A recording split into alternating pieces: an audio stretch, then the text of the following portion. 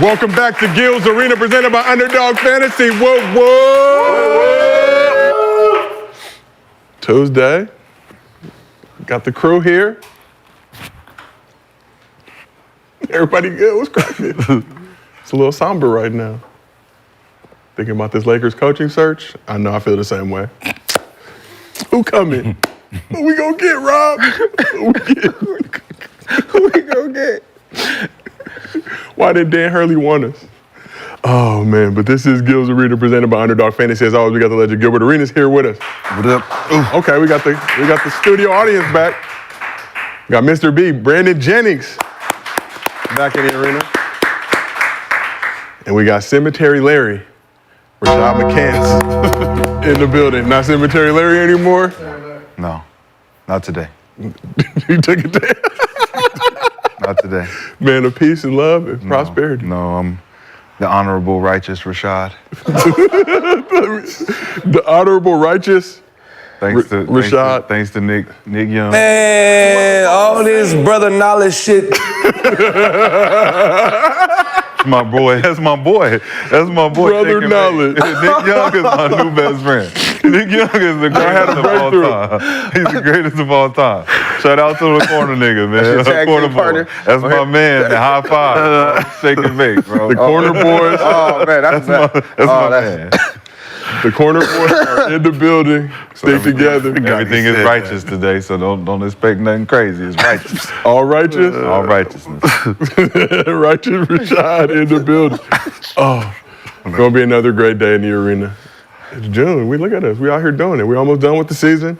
But here's what's cracking in the arena today. We're 2 games into the NBA Finals with the Celtics holding a 2-0 lead. But who is the front runner for Finals MVP so far? The Lakers got pump faked by Dan Hurley, but how will their prolonged coaching search impact LeBron's future with the purple and gold? Damn, he got the gray hairs in his beard. Time is running out. We need to figure this thing out. And the WNBA has seen unprecedented growth this season, but how much of that is actually the Caitlin Clark effect? But before we get into all that, as always, the show is brought to you by Underdog Fantasy. Help us help you. Download the app. Use promo code GIL. You can get up to $250 in bonus cash, plus a special pick'em. And we got the top picks for tonight, ton of WNBA action. So let's go through them. A'ja Wilson, higher, 27.5 points. I can get down with that. Kayla McBride. Wait, what? A'ja Wilson, higher, 27.5 points. Who are they playing? Don't matter. It do. A'ja Wilson. But who are they playing? It don't matter. 28-piece incoming. Minnesota Lynx, yeah. I'll throw them links on the grill. Ow. You're not rolling, Gil? Do they have 28 against the Lynx? She's been out here killing. Okay. Well. Be supportive, Gil. Support the W. Kayla McBride, lower, 16.5 points. Ryan Howard. Who? Kayla McBride. Gil, we're not going to do this today. Is it higher? Unprecedented growth in the W. Thanks to Gil's Arena. We have done our part. What? McBride, right? Yes. It's the Gil's Arena effect. We have done our part. Shout out Angel McCautry. Ryan Howard, lower, 14.5 points. And Cameron Brink, higher, 6 rebounds. So 3 games on the slate tonight. Mystics at the Dream, Sparked at the Storm, Lynx at the Aces. I know you'll be watching all 3 intently, Gil, as you get ready for Agent Shiro to make her transition to the W in the next 4 years. My W is, Your WNBA app. I like them better than the men. Good see. They're more stable. Their stats is stable. There's no real, There ain't no real big, like, jump, right? You know, if they're going to get you your bread. They're going to get you your bread. Lower on all. Lower on all? Except for the ones who like A'ja, you know what I'm saying? Everybody that's going to get the ball a lot. Yeah. They got a chance, but everybody else lower. I go with the ones that got no faces. On the card? On the card. He was like 4 and 2. And then look, she played 17 minutes. I take the higher. I take the high on the no face. Make sure you support Underdog Fantasy. Get your pick'ems in. You can rock with us for tonight if you want to get your bread right. As always, we do Mostly Fans at the end of every single show. If you drop a good question in the chat with your Underdog Fantasy username and we use that question on the show, you get a $50 bonus to your Underdog Fantasy account if you send us a video to mostlyfansgill@gmail.com and you are a member of the Underdog Fantasy family, $100 bonus to your Underdog Fantasy account. We've been giving a lot of bread away all season because we support y'all for supporting us. And as always, we do the show live 4 days a week, Monday through Thursday, 11:30 a.m. Pacific, 2:30 p.m. Eastern. If you cannot watch with us on YouTube, we got audio versions available on Apple, Spotify, wherever you get your podcasts. All right, so let's get into it. After leaving the Cavs to go become a two-time champion with the Heat, LeBron returned to Cleveland to bring the franchise their first ever chip. But if Thunder fans have any aspirations of Kevin Durant doing the same thing for their franchise, KD might have just gave them a reality check. So on Tuesday, a fan tweeted the following at KD, said, "The only way KD can redeem his legacy is if he returns to the Thunder and wins them their first ever championship, LeBron style. Then all his sins will be forgiven." We good? So obviously KD very active on social media. It is the off season. He responded with the following. He said, "You ain't God, go get ready for work." Subtle, to the point. KD got to be one of the best people on social media. I don't even say that's trolling, just letting him know you're not his God. He had that thing with Perk after LeBron unfollowed Perk. Say he was acting like Jesus. Who, LeBron was acting like Jesus? Perk tweeted something about, everybody didn't follow Jesus or something like that. He said you're in Jesus, but you think we'll ever see a KD return to the Thunder at some point? They got the draft capital, the assets. No, it wasn't his. The bread. It's not his home team. Close enough. No, first of all, he's drafted by Seattle, Washington. Okay. Right, so. A great city. I'm pretty sure. Fine people. Pacific Northwest. They moved to OKC, but he's from DC. So, if he started with, the Wizards and then, they was in a position maybe come back. He don't have no real ties to OKC like that. Really? OKC not turned up like that? Yeah. They got a great crowd. That's what they did. Applebee's. Not what if they did? They got Applebee's. Putting up the cupcakes and all that stuff? Nah, that's unforgivable. Yeah, What? They burned LeBron's jersey in Cleveland. He came back. But that's where he's from. He's from Akron, Gil. Same. close enough. 40 minutes away. They didn't really rock. LA, you from the Valley, same shit. His tweet was all the way wrong, though. He shouldn't have said LeBron style. Like, when he said LeBron style, it kind of just threw it all off. Probably irked him a little bit. Like, you know what I'm saying? Like, yeah, if you do it like LeBron, we'll save you. It's like, KD ain't on that. Like, KD ain't doing that. He ain't going nowhere. Huh? He ain't going nowhere. He got Budenholzer. He got. Nah, it ain't about none of that. It's just like you move again. It's what? It's a sin at this point. Blasphemy. Why? Because you're chasing something. You don't need to chase nothing. You cement it. You just need to chill and retire. Accumulate, try to get there again. You don't need to be moving around. What you moving around for? So retire in Phoenix? Yeah. Leave it all there. Ain't no reason to move nowhere else, bro. Unless they move him. Unless they don't want him. So KD has gotten a lot of criticism in recent years for bouncing around. But does he get too much criticism for leveraging his power to play wherever he wants? This is a player empowerment era. I don't think so because, you know, if the Paz had the leverage, they would have too. If you look at some of them during their contract years, it's like they played good enough to be looked at by other teams, but they didn't want to play for the team that they were playing for because that team wasn't paying them. So that was, you know, some of the players in the 80s type of era where, you know, they thought they was worth something, you're not paying me, so I'm gonna play good enough for them to see that I'm still valuable, but I'm not fucking with y'all like that. So a lot of stats are misconstrued from that era. And then, you know, the 90s, people who wanted out said they wanted out. It just wasn't polarized back then, right? It just wasn't, you know,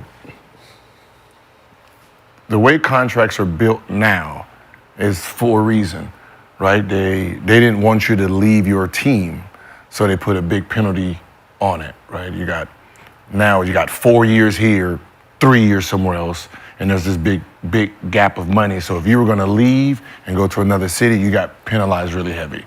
So if a player leaves, he's really leaving a lot, right? He's really leaving a lot. You know, the sign and trade is a whole different thing because, you know, you're signing me for whatever I want, and then you're pushing me to a team that I want. That's on owners. If a dude want to walk, let him walk. I believe solely that all of this is LeBron James' fault. Because the Miami move? Well, look at the dynamic where when you get traded, it's the team not wanting you or wanting to leverage the asset that they feel that you are. And when you decide to lead a team, this is you saying you don't want to be here, you want to explore the market, all right? So now everyone feels like the example of leadership from that standpoint is LeBron because he did it in the biggest moment in history, where he's going into free agency, he gets to go wherever he wants to. So for KD, he's just doing what he's seen done. So he gets penalized for it because now he's bouncing around because he didn't get to do what LeBron did the first time around. LeBron won 2 championships from that first decision. Yeah. So, well, actually he did. KD got 2 championships from that same decision. I'm gonna say it right away. So he actually benefited from doing what LeBron did. And that is what shows you that it works in this market. But it's all because he started. He didn't start it because we can't never say, like Gil just said, it has been done before. But in our era, we never seen it as polarized and acceptable as just saying, all right, I'm gonna hit the free market and I'm gonna figure out where I wanna go. And if I don't like it there, I'm gonna figure out where else I wanna go. Kyrie, James Harden, guys can just pick up and go when they want. But what it does to your legacy is it questions your loyalty to the game. Loyalty to the game or to the team? To the game. Well, my loyalty is to the game because I'm still playing. Well, you still playing, but your circumstances to the game is dictated whether or not you like where you are, not how well you're going to play where you are. I mean, it's the same way. I mean, well, the teams, they get rid of you when they feel like you're not doing this or not producing. You're not an asset. So they're not loyal either. So why would I be loyal to a team? But I'm loyal to the game, though. That's what I'm talking about, the game, not the team, because the team not loyal to you. Right, so I am loyal to the game. But the game is loyal. So the game is always going to be So loyal. he didn't cheat the game. No, he didn't cheat the game. So he's loyal to the game, though. He's just not loyal to. Oh, he's not. No. Cheating the game and being loyal to the game that's not the same. He's not loyal. How's he not loyal to the game? Because he keeps the reason why the original question is his flack from jumping team to team. Well, leveraging his power to do that. So, okay. Does the team, is there any responsibility for it? We always use the player for leaving. Is there no responsibility on the team itself? Yep. Right? When Kobe did it, when he used his power and said, hey, I want out, send me to Chicago. And when he pulled that move, the team responded. All right, okay. We're gonna keep everybody better. We're gonna keep us better, right? When he did it, cool, right? When LeBron said, hey, I'm trying to build a championship, I'm in my year, and he goes, and they're like, nah, we don't want to spend any money. Go. So it tells you. So him leaving, that's why you blaming him. It's the 2 assets. The 2 assets. The team felt this asset was strong enough to oblige him. I'm going to give you what you want. The other team didn't feel the same way. Okay, so don't get mad for me leaving. No one's getting mad at you leaving. But you can't use my legacy against me because they didn't. I have 2 dudes who want to play here so we can build a dynasty, and you're saying, nah, we're good. Right? I just bought this team for this much money. I'm not expending nothing. This championship is not worth it for me financially right now, so I'm not gonna expend it. Like you want Chris Bosh and D Wade, I got Macaroni and Tony, right? What we've been doing right now, going to the Eastern Conference and all that looks good for we're maxing out. So no, thank you. So he leaves. When Giannis does it, hey, I'm a free agent. What we doing? Somebody better be signed, and they do what they did, right? So where would you have liked Bron to go?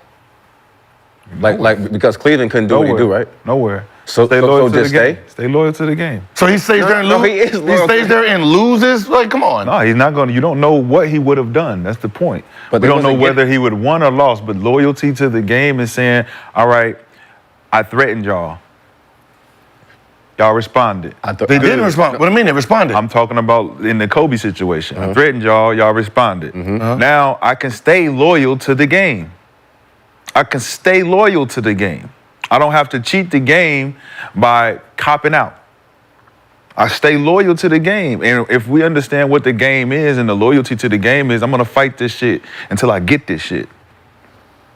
Even if I'm dealt a bad hand, even if I don't got the players that's going to accompany me to help me win this and that, I'm still going to stay down. Reggie Miller, stay down. So you think if Magic Johnson didn't have that Laker team, you think he would have stayed loyal to the Lakers? Who? I don't know him. All I know is the people who have done and stayed loyal, regardless if they won or not, Are not even they never cheated the game. And none of them in the top 10. No one thinks They about don't need to be that. They don't need to be none of that. But being loyal to the game is, are you going to bounce around and chase legacy? So wherever you get picked in the NBA, that's where you should stay, and that means you're loyal to the game. Unless the team doesn't need your assets. And then you can, then I can move, and then if I get in a better position. Now you stay loyal to the game where you at. If the team move you because they don't need you. Right, but what if I move and then I start winning, and then y'all say, oh, well, he made this move, so now my legacy That's a different conversation now. You're saying, okay, so the business part, how are you holding so much power on the player himself when the person who pays the check and really makes the decision is business for them? They're not loyal to the game, they're loyal to their pockets. So how can I be loyal to the game itself if you're not loyal to it, the person who writes the checks? Because you're paying me to play. And I'm playing. And all I need to do is go out there and prepare for the game. I'm doing that. Professional. And I'm saying, hey, I want to win a championship. I was trained to win. And he's like, well, I don't give a fuck about you winning. You're selling seats, you by yourself. I'm making money. That's it. That's a part of business where you control your controllables. Okay. You only control what you can control. Exactly. And if you can't control what the organization doing on the business side, you can control coming in every single day, staying loyal to the game. You said it, control the controllables. I can control when I'm a free agent to go where I see fit for my legacy. Mm-hmm. So now you're mad that they're controlling the controllable. No, I'm not. Because I can't control who you're going to buy. I can't make you spend your money. But if you don't want to spend, I can control my next destiny. And that's what these players are doing. Well, if their destiny is just chasing legacy and running from team to team, then let them do that. But from my perspective, that's not you being loyal to the game. When we say cheat the game will cheat you, I think we all know what that means when you cheat the game. But business-wise, you can't control what they do up there. You can only control what you do down here. So down here, if I'm going to prepare like a professional and show up every game and do what I need to do, and we still don't win, and it's because the business is bad, they're going to have to either see me as an asset or liability to get rid of me. But I'm going to do what I need to do to take my team over the top, regardless of the pieces that I have. So you respect Reggie Miller's legacy over LeBron's?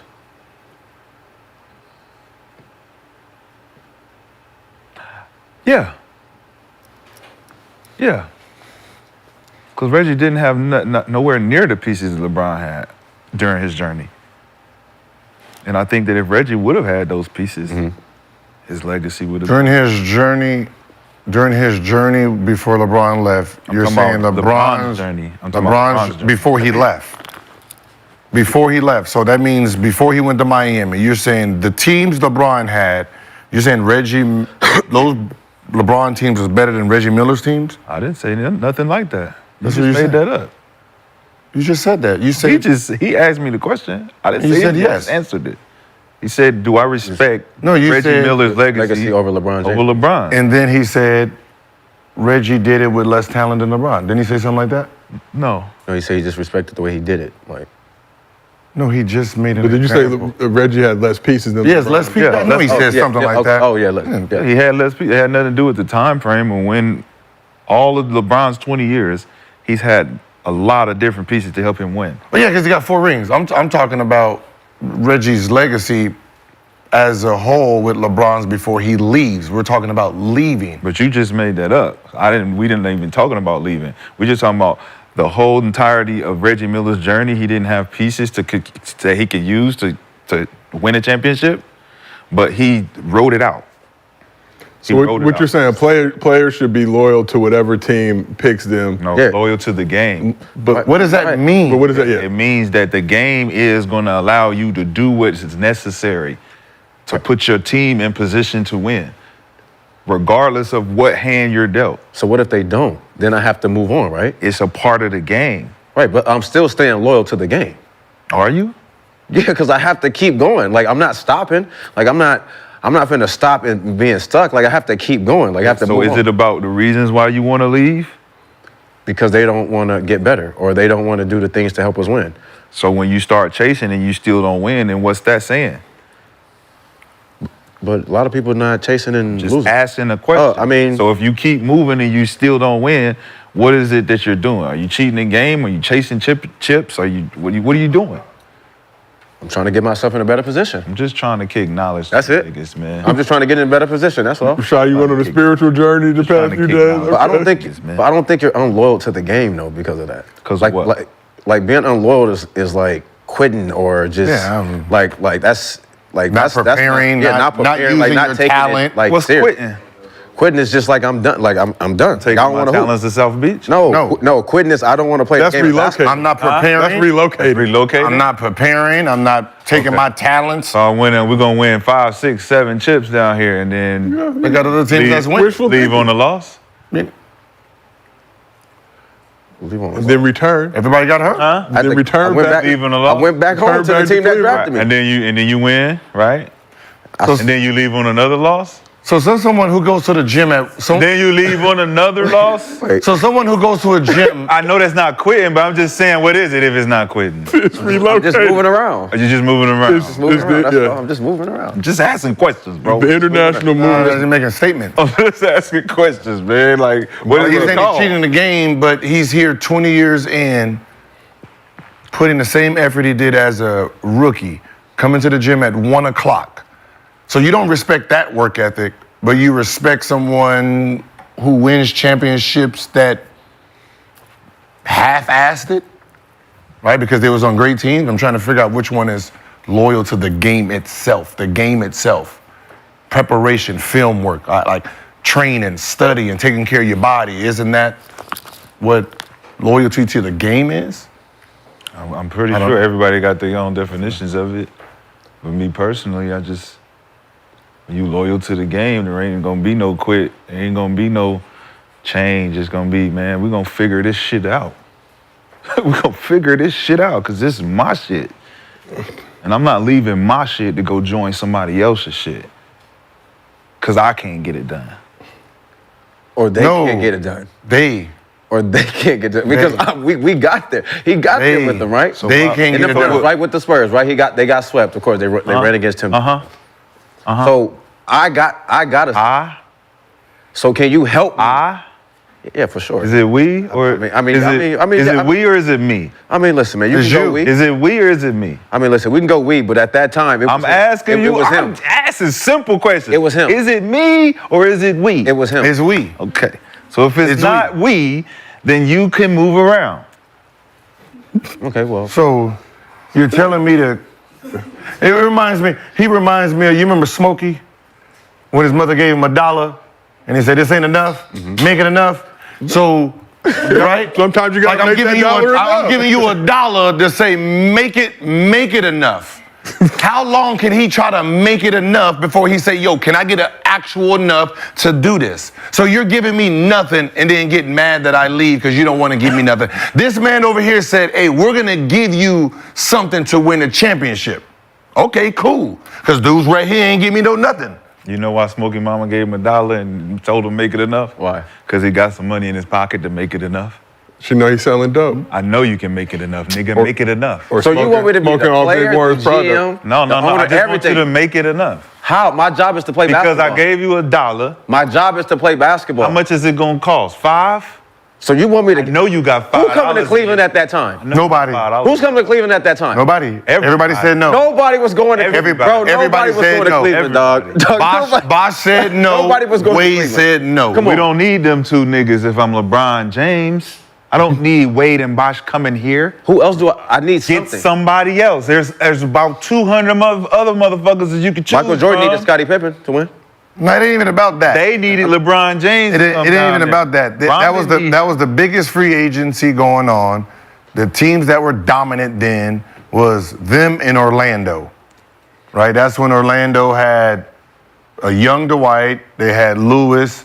They had, I think Vince was still there, right? Or was that Turk's first? Or was Turkaloo and them. Yeah. So that team was brewing over there. I think did they just go to the championship or? Yeah, Yeah. So you got that team there, right? Building. Then you got New York with all the money. All the free agents was up, all of them. None wanted to come to Cleveland, but everybody else is building. So if he did not have anybody come with him, he would have been solo moving forward because Bosh and Wade was already together.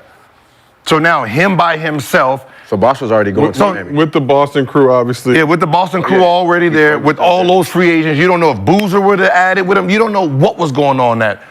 So if he wouldn't have done anything then, he probably couldn't have won a championship for another 4 or 5 years because everybody was still young enough, right? New York was building. You had Orlando was in perfect spot. Then you still had Boston. Shit, then you still fucking Lakers was coming. Who was going? He had the team up. Who was going to? Nobody was going to rolling, bro. But nobody was going to Cleveland. Rolling. Out of all that shit he just said, LeBron still made it to the fucking finals. Yeah. When? He talking about the year that they lost to the Spurs in the finals. 4-0. 07? No, yeah. What about 08, 09? No, we're talking about 08, 09. Even No, then, We're getting debate about Boston. What are you talking about, though? We're talking about the free agency. Eastern Conference, right? 07. Yeah, Right. So why would free you leave? agency. Saying, like, why would you leave when we just made the finals? Like, why you ain't staying? We got there. When they lost, they didn't make the finals when they lost to Boston. They lost to Boston. No, 07. He stayed there. What do you mean? He didn't leave until 2000. He's talking about the year he was a free agent. Talking about all the years. That's what I'm saying. What do you mean? All the years? He was there all the years. Yeah, he was stayed there 3 all more the seasons. years. He stayed 3 more seasons. But you're saying all what the happened teams to the last dominant. season? You're saying all the lost in the semis. dominant. Lost to the semis to who? Celtics. He lost to the semis to Boston. Then look at Orlando's team that year. That didn't scare him. Who was that? That didn't scare him. Huh? Orlando It didn't None matter. of those teams scare him. Orlando went to the finals. None of those teams scare him because he still made it. They went to the finals, though. It's not about what they did. It was about what were they gonna get versus everybody who was free. That was the problem. You gotta then. wait, LeBron. That was the problem. He was by himself. You gotta wait. Think of Free who's on the agency, team. you Who's on the, re-sign, and the you Magic? wait a couple years. Dwight, Vince, Rashard Lewis, Jameer Nelson. So look, say that team again. Dwight, Vince Carter, Rashard Lewis, Jameer Nelson. Now you have that team. Now think about all the free agents that was available. This was the hottest free agency market. So if Orlando gets one free agent, Can you pull up the free they're in trouble. Now, That year? now read Atlanta's team. Think about Atlanta's team that year. That's that Josh Smith? No. Oh. Yeah, Josh, Joe. 2009-10 Atlanta Hawks. Yes. Look how good they were. Jamal Now, what if they would have got fucking Bosh or Wade? They're on top. So Atlanta was Joe Johnson, Jamal Crawford, Josh Smith, Al Hartford. Look at that team, that young team. Now, if they would have got Bosh, Marvin Williams, Mike right? Bibby. Mike Bibby, Marvin, Marvin Williams, them. Yep. The team, everybody, Jeff Teague. everybody was one good piece away from going. 2009-10. Yeah. 2009-10. No. I know because I came in. 61 Because I played 21. Atlanta. Amari. 61-21. He was the MVP of the league that year. And that was the Miami year or Cleveland? That was his last year of Cleveland. Cleveland year. They won 61 game. In a very tough Eastern Conference. Now, What are we talking about? Some may say the if you listen to what I'm saying, he won 61 games. Now, what does everybody look like? So he can. the fuck are we talking you have squads. You have squads, right? Now go to the free agency. Go to free agency that was that year. Let me pull it up. So 2010 NBA free agents. LeBron, Dwayne Wade, Bosh. Now remove LeBron James because he's going to stay in Cleveland by himself because Bosh told him no, I'm not coming, and Dwayne Wade, I'm not coming. So that means you have Dwayne Wade free to roam wherever the fuck he wants to go, and you have Bosh. That's 2 names right there that landed. If anyone landed in Boston, dynasty. If anyone landed in Orlando, dynasty, right? If Bosh was in Orlando, what happens with that team, right? If Wade went to Orlando, what happens with that team? Now keep going. Now keep going. Bosh going in. Now keep going. Dirk, Yao Ming, Joe Johnson, Amari Stoudemire, Carlos Boozer, David Lee, Paul Pierce, Rudy Gay, Ray Allen. And now think about that team. If all of those were the free agents? Hell yeah, all of them was the free agents. So they could pick where they wanted to go. Yes. And they ended up where they ended up. Nobody was trying to go to Cleveland. No. But they ended up where they ended up. Because nobody. Do you know where they ended up? Go. They did not go anywhere. Go. Who went? They didn't go anywhere. Who? Dirk stayed. Yao Ming stayed. Joe Johnson stayed with the Hawks. Of course. Amari Stoudemire went to the Knicks. Yes. Carlos Boozer signed with the Bulls. So he left.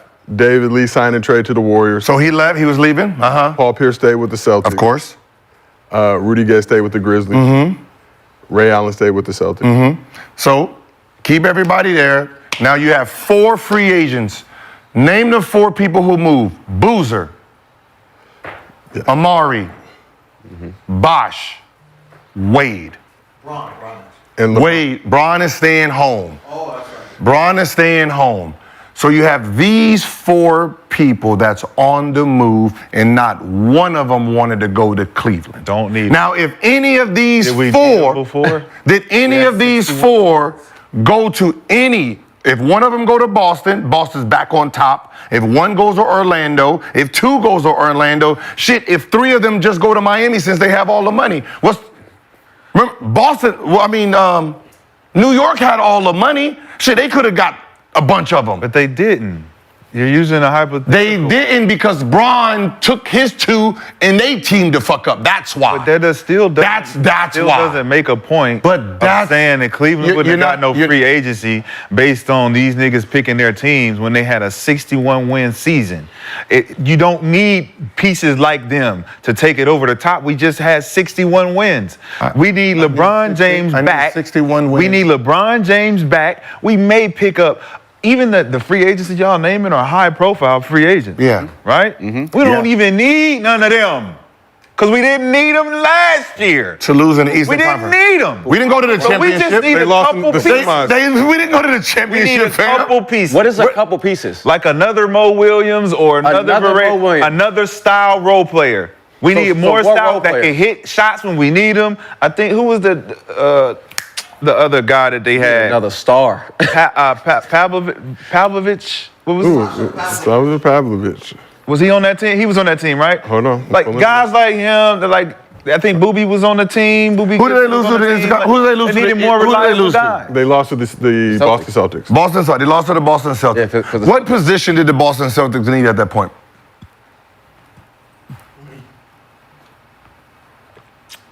What, man? Because there were 3 top 4 men on the move, and Boozer was moving, Bosh was moving, and Amari was moving. It was already said they're moving. No matter, they're not staying at home. So that means Orlando was looking for someone, Boston was looking for someone, and New York was looking for someone. Atlanta was cool with their team, but they were young. But if they would have got, they would have got Wade. That's a different team, right? You couldn't take no chance if you're LeBron James. Everybody's the same age as you. If Orlando would have got anybody, they struck out because LeBron took 2 big free agents with him. That's what he's not Wade missing. was not gonna go play with the fucking Orlando Magic. Who? Dwayne Wade. So where was he gonna go? He wasn't staying in Miami. He wasn't staying in Miami. Why not? Because they wasn't trying to win yet. Oh my God, they just won. No, they, Gilbert? No, they didn't. No. 2006. It's 2009. So what? Then what the you fuck? mean they're not trying to win? We've already won. This is my county. This is Wade County. Bro. What do you mean he's We're going to trying to leave? win again. Why would Dwayne Wade leave Miami after being a champion? Because he's seen reviving a because he's seen how culture. good they It makes get. no, and then go to Orlando. Are y'all sick? What are y'all talking about?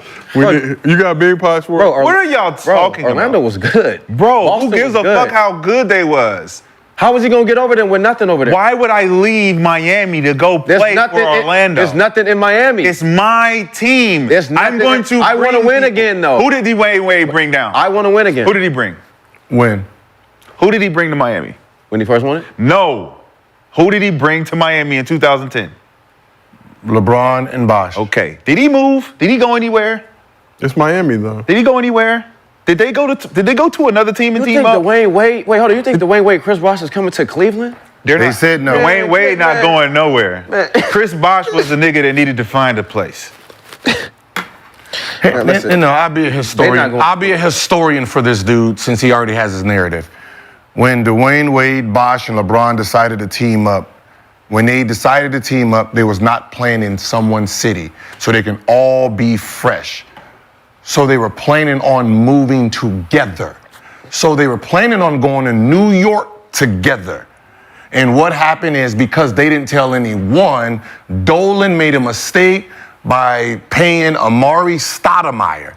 They didn't want to play with Amari Stoudemire because they had their own goddamn big three. So because New York fucked it up, they called Mickey and said, hey, Mickey, this is what we want to do. Can you make it happen? And then they had a meeting. And then made it work. If you knew what was going on then, you would have known New York dropped the ball because of Mike Miller. They offered Mike Miller all that money because they knew Mike Miller was part of the group. Miami stole him. Haslam rejected his deal once he got wind, took the pay cut, signed last to come back. They were all moving together. So you can change your narrative. We know you don't like the dude. Listen, brother. Listen, the only reason why I know, because I was in that era. That's my era. Can we pray? 2009, 10, 11. Listen, my brother. That was the greatest movie ever made. That sounds good, but I remember D Wade saying in his own podcast, after seeing Kobe win, I had to call these guys and say we need to form a team. Yes. Yeah, because we just said that. Same thing. Kobe formed the team too. Right. We just said that. So D Wade initiated. Hey man, I can't sit here and watch Kobe do what he doing. Come fuck with me. Okay. Okay. Did you hear what I said? Yes. Yeah, okay. What'd I say? Come fuck with me. Where am I? I'm in my No, come fuck with me. Right. Okay. We're teaming up. Okay. They were going to LeBron. Where is it gonna work? How about this? Where is it gonna work? Steve. Where is it gonna work? Steve, New York. Gonna work down here with me because ain't nobody down here. Where were they going? Y'all come down and fuck with me. Where were they originally supposed to go? Where did LeBron have his press conference? Where'd they end up? Where did he supposed to have his press conference? The press conference was at the Boys and Girls Club in Greenwich, Connecticut. Okay, Right so outside of New York City. so he was in Connecticut, not Miami, right? Where was he at? Greenwich, Connecticut. And where was he supposed to? What was his original? You It was supposed to be Allen Houston's house, right? Better than I would, yeah. It was supposed to be Allen Houston's house. He just wants you to agree with whatever he's saying, bro. Just agree. I'm just asking. You're a New Yorker, so you heard. I used to live there at that time. Yeah. Okay. Just say yes, bro. Hey, and who dropped the beans on that? Was that Stephen A? Did Stephen A get that team up? Another New York. Stephen A had the Miami report pretty early. Yeah. And then Chris Broussard had it after that. Okay, so New York Damn, guy. Encyclopedia Brown. I think I like it. New York. I just work here. I mean, there was a lot of New York. You know stuff to your go to shit, Miami. Steve. Where did LeBron end up going? Miami. All right. I just told you the Yeah, story. but what does that have to do? Does it nothing? LeBron wasn't going to get nobody to come. Nothing. Listen. Can we just say that? I just Can you told just him say that, the though? Oh, that's false. Because he ended up getting. they're So you saying- think those players you know why? at You know their why height of this- their career was going to go to LeBron was in Cleveland? town for a wedding, though? I think he was in town for Melo's But wedding. you know why this is bullshit? Why? You know why this is bullshit? Why? Because when LeBron went back to Cleveland, who did he get to come to Cleveland? When he went back? Yeah. Dwayne Wade. No. Did he get- No. When he first got back, K Love, right? No, but I know what he's trying to say. Because but he that got was- New York. Bro, I'm asking are we serious? questions, bro. I just asked. Everybody questions. was on that You guy. can call me the D-Rose, question. IT. I'm the question. Come on, I'm the question. I just want to ask questions. Are we Honorable serious? He's Muhammad. saying that team? Did D Rose come out there? Man, everybody. Everybody. Isaiah Thomas. Everybody was on that damn team. Everybody was hurt. Yeah. Everybody was on that team. A lot of niggas came out there to play. A lot of old. Hey, but a lot of niggas came out there. Shaq came out there too. Yeah. Yeah. There's a lot. But y'all just said to me, nobody's coming to play with LeBron. Oh, nigga. I don't care. I don't care what. See, that's the thing. I don't care. Nah. You saying to me, nobody's coming to play with LeBron, and then they all do. They didn't. The hell did they come there and do? They didn't come there to play basketball. All right. Well, Dwayne Wade wasn't going to Cleveland at the height of his career. let's move around. He was staying at home, right? He was staying at home, right? He wasn't. Right? I just told you the story. Okay. Let's move around. So speaking of playing basketball, Warriors season may have ended prematurely, but basketball never stops for Steph Curry. Curry's getting ready to play in his first Olympics next month. Recently took some time to play a little pickup with the common folk. Shaq was 37, average 12. He didn't come there to win that, man. Y'all better relax. He better relax. A dominant 12. A dominant 12. What am I going to do with this, coach? But we talking now we Steph see now. why he left. We talking Steph now. So Steph, Curry and Kent Bazemore put up to the Lifetime Fitness in Folsom, California, which is located in Sacramento County, to get a run in with some regular Reggies. As expected, Curry cooked the competition, doing his thing. They did their best though. Whoop. Take that. Had a little bit for everybody. Whoever needed that work. So he also hit this bucket right here Ooh, moved him. and hit him with the night-night. Moved him. A condensed version of it. So imagine your average hooper hitting the gym, trying to get a run in, and you end up having to guard Steph Curry with a crowd of people watching you. Probably not the ideal way for a day to end. But I want to take you back to your hooping days when you were in the league. How often did you play pickup with amateur hoopers when you were in the league? Never? A lot. Amateur hoopers, whoever. Anybody get that work? Yep. Whoever. UCLA. Rashad, I know you're Don't matter. love of the game. Never? Nah, love of the game, but he ain't He ain't that loyal to it. He ain't that loyal to it. He ain't playing. I was trash. I was trash. I wasn't out on the court. They wouldn't pick me when I wasn't shit. Rashad, I wasn't nobody. You were still putting up numbers. You were still putting up numbers. I have no AKAs, no names. No, I have no AKAs. you know what I'm saying? Nigga ain't gonna pick no. You ain't got no AKA. You can't get picked. No AKA. I just win just shot jumpers. You know what I'm saying? I ain't get invited nowhere. I ain't kill nobody. You were invited to no run? I ain't do none of that. I ain't come out here in LA and do shit. The Big Three. They say you was in the Summertime in Vegas. We ain't had no summertime runs. Joe Abunassar? Yeah, I don't know nothing about that. Never? I don't know nothing about killing niggas. You a man of peace. But that's not regular people, so they don't count. Yeah. Were y'all ever Imagine nervous? what the regular. Broussard is all NBA players. Were you ever nervous playing against regular human beings when you were in the league? No. Hell no. They had a vendetta or trying to go at you a little too hard? No? Just give them the work, keep it moving. Balboa Park, oh my God, coming back. Did you ever get embarrassed in any of those games, Gil? At what? Somebody cross you or? Probably. Okay, just making sure. We have some video. It's basketball. No, I'm just kidding. So when you were playing, where were the best summer pickup games? UCLA. Wait. For where ex-NBA players are or regular? Who had the regular Smo Joes? best runs? Don't matter who was there. Yeah, that's whoever had all the NBA players in the city. I mean, Really? I thought you was talking about like just normal, just hoopers. Normal hoopers who had the best run. Just regular people. I was personally DC. Okay. Berry Farms or somewhere else? Berry Farms, Berry Farms and all those, because it was hoop players that were good enough, but they wasn't NBA players or pros. So I'll say Berry Farms. Shout out Miles Rawls and that whole crew. I agree. I think, Barry Farms spent some during the lockout, that 2011, I think lockout year, that was some of the best like open run hoop you could ever find. I've been out to Berry Farms. I think I had like 45 against like D Nice. Yeah, D Nice. Young D Nice. Yeah. Brandon, you were all over during that lockout. Yeah. But it's great, there's like people that just But it was regular nice, dudes though. that just gave you just work. But I must say, it was some good bump though. You go out there, then you go. We was in Georgetown, hooping in that gym. Remember they had that run up in there. So all through DC and Baltimore. Rashad, you're basketball legend. I definitely gotta say hacks out here. Okay. I like hooping in LA. Yeah. Is that still around? Wait, the Hacks in Gardena? When it was over there? In Gardena? No, it's down by the airport. Yeah. I mean, what? Gardena, El Segundo? Yeah, It used to be El one Segundo. spot, then I thought that El moved. Segundo. It was- Yeah, that one. Yeah, Gardena. The That's why airplane hangar. that's why all the LA hoopers. Yeah, that's my hood. Yeah, I know. Yeah, That was easy. You never went there. That was, it was up the street You was from my. never there. He's an asshole. First of all, it's up the You was street- never down I was definitely in You there. was never It's down up the there. street from my hood. It's up the street from my park. You was never down there. I was in there. You was never down First of all, they have highlights of me in there Shout out, cooking. Hey, shout out. They got highlights of me Shout out to cooking. Pooh Jetter. Who's that? My nigga Bobby Brown. That crew. All them. Oh, yeah, Ron that's that Artest, crew. That should have been James Harden, DeRozan, all them niggas just be down there. The young ones. I was like high school, college. Damn, Did y'all bro. ever play Real Run? What is he talking about? You wasn't there. Oh, must have been that Oak Hill And cooking 360. for real with the real. This was 2011.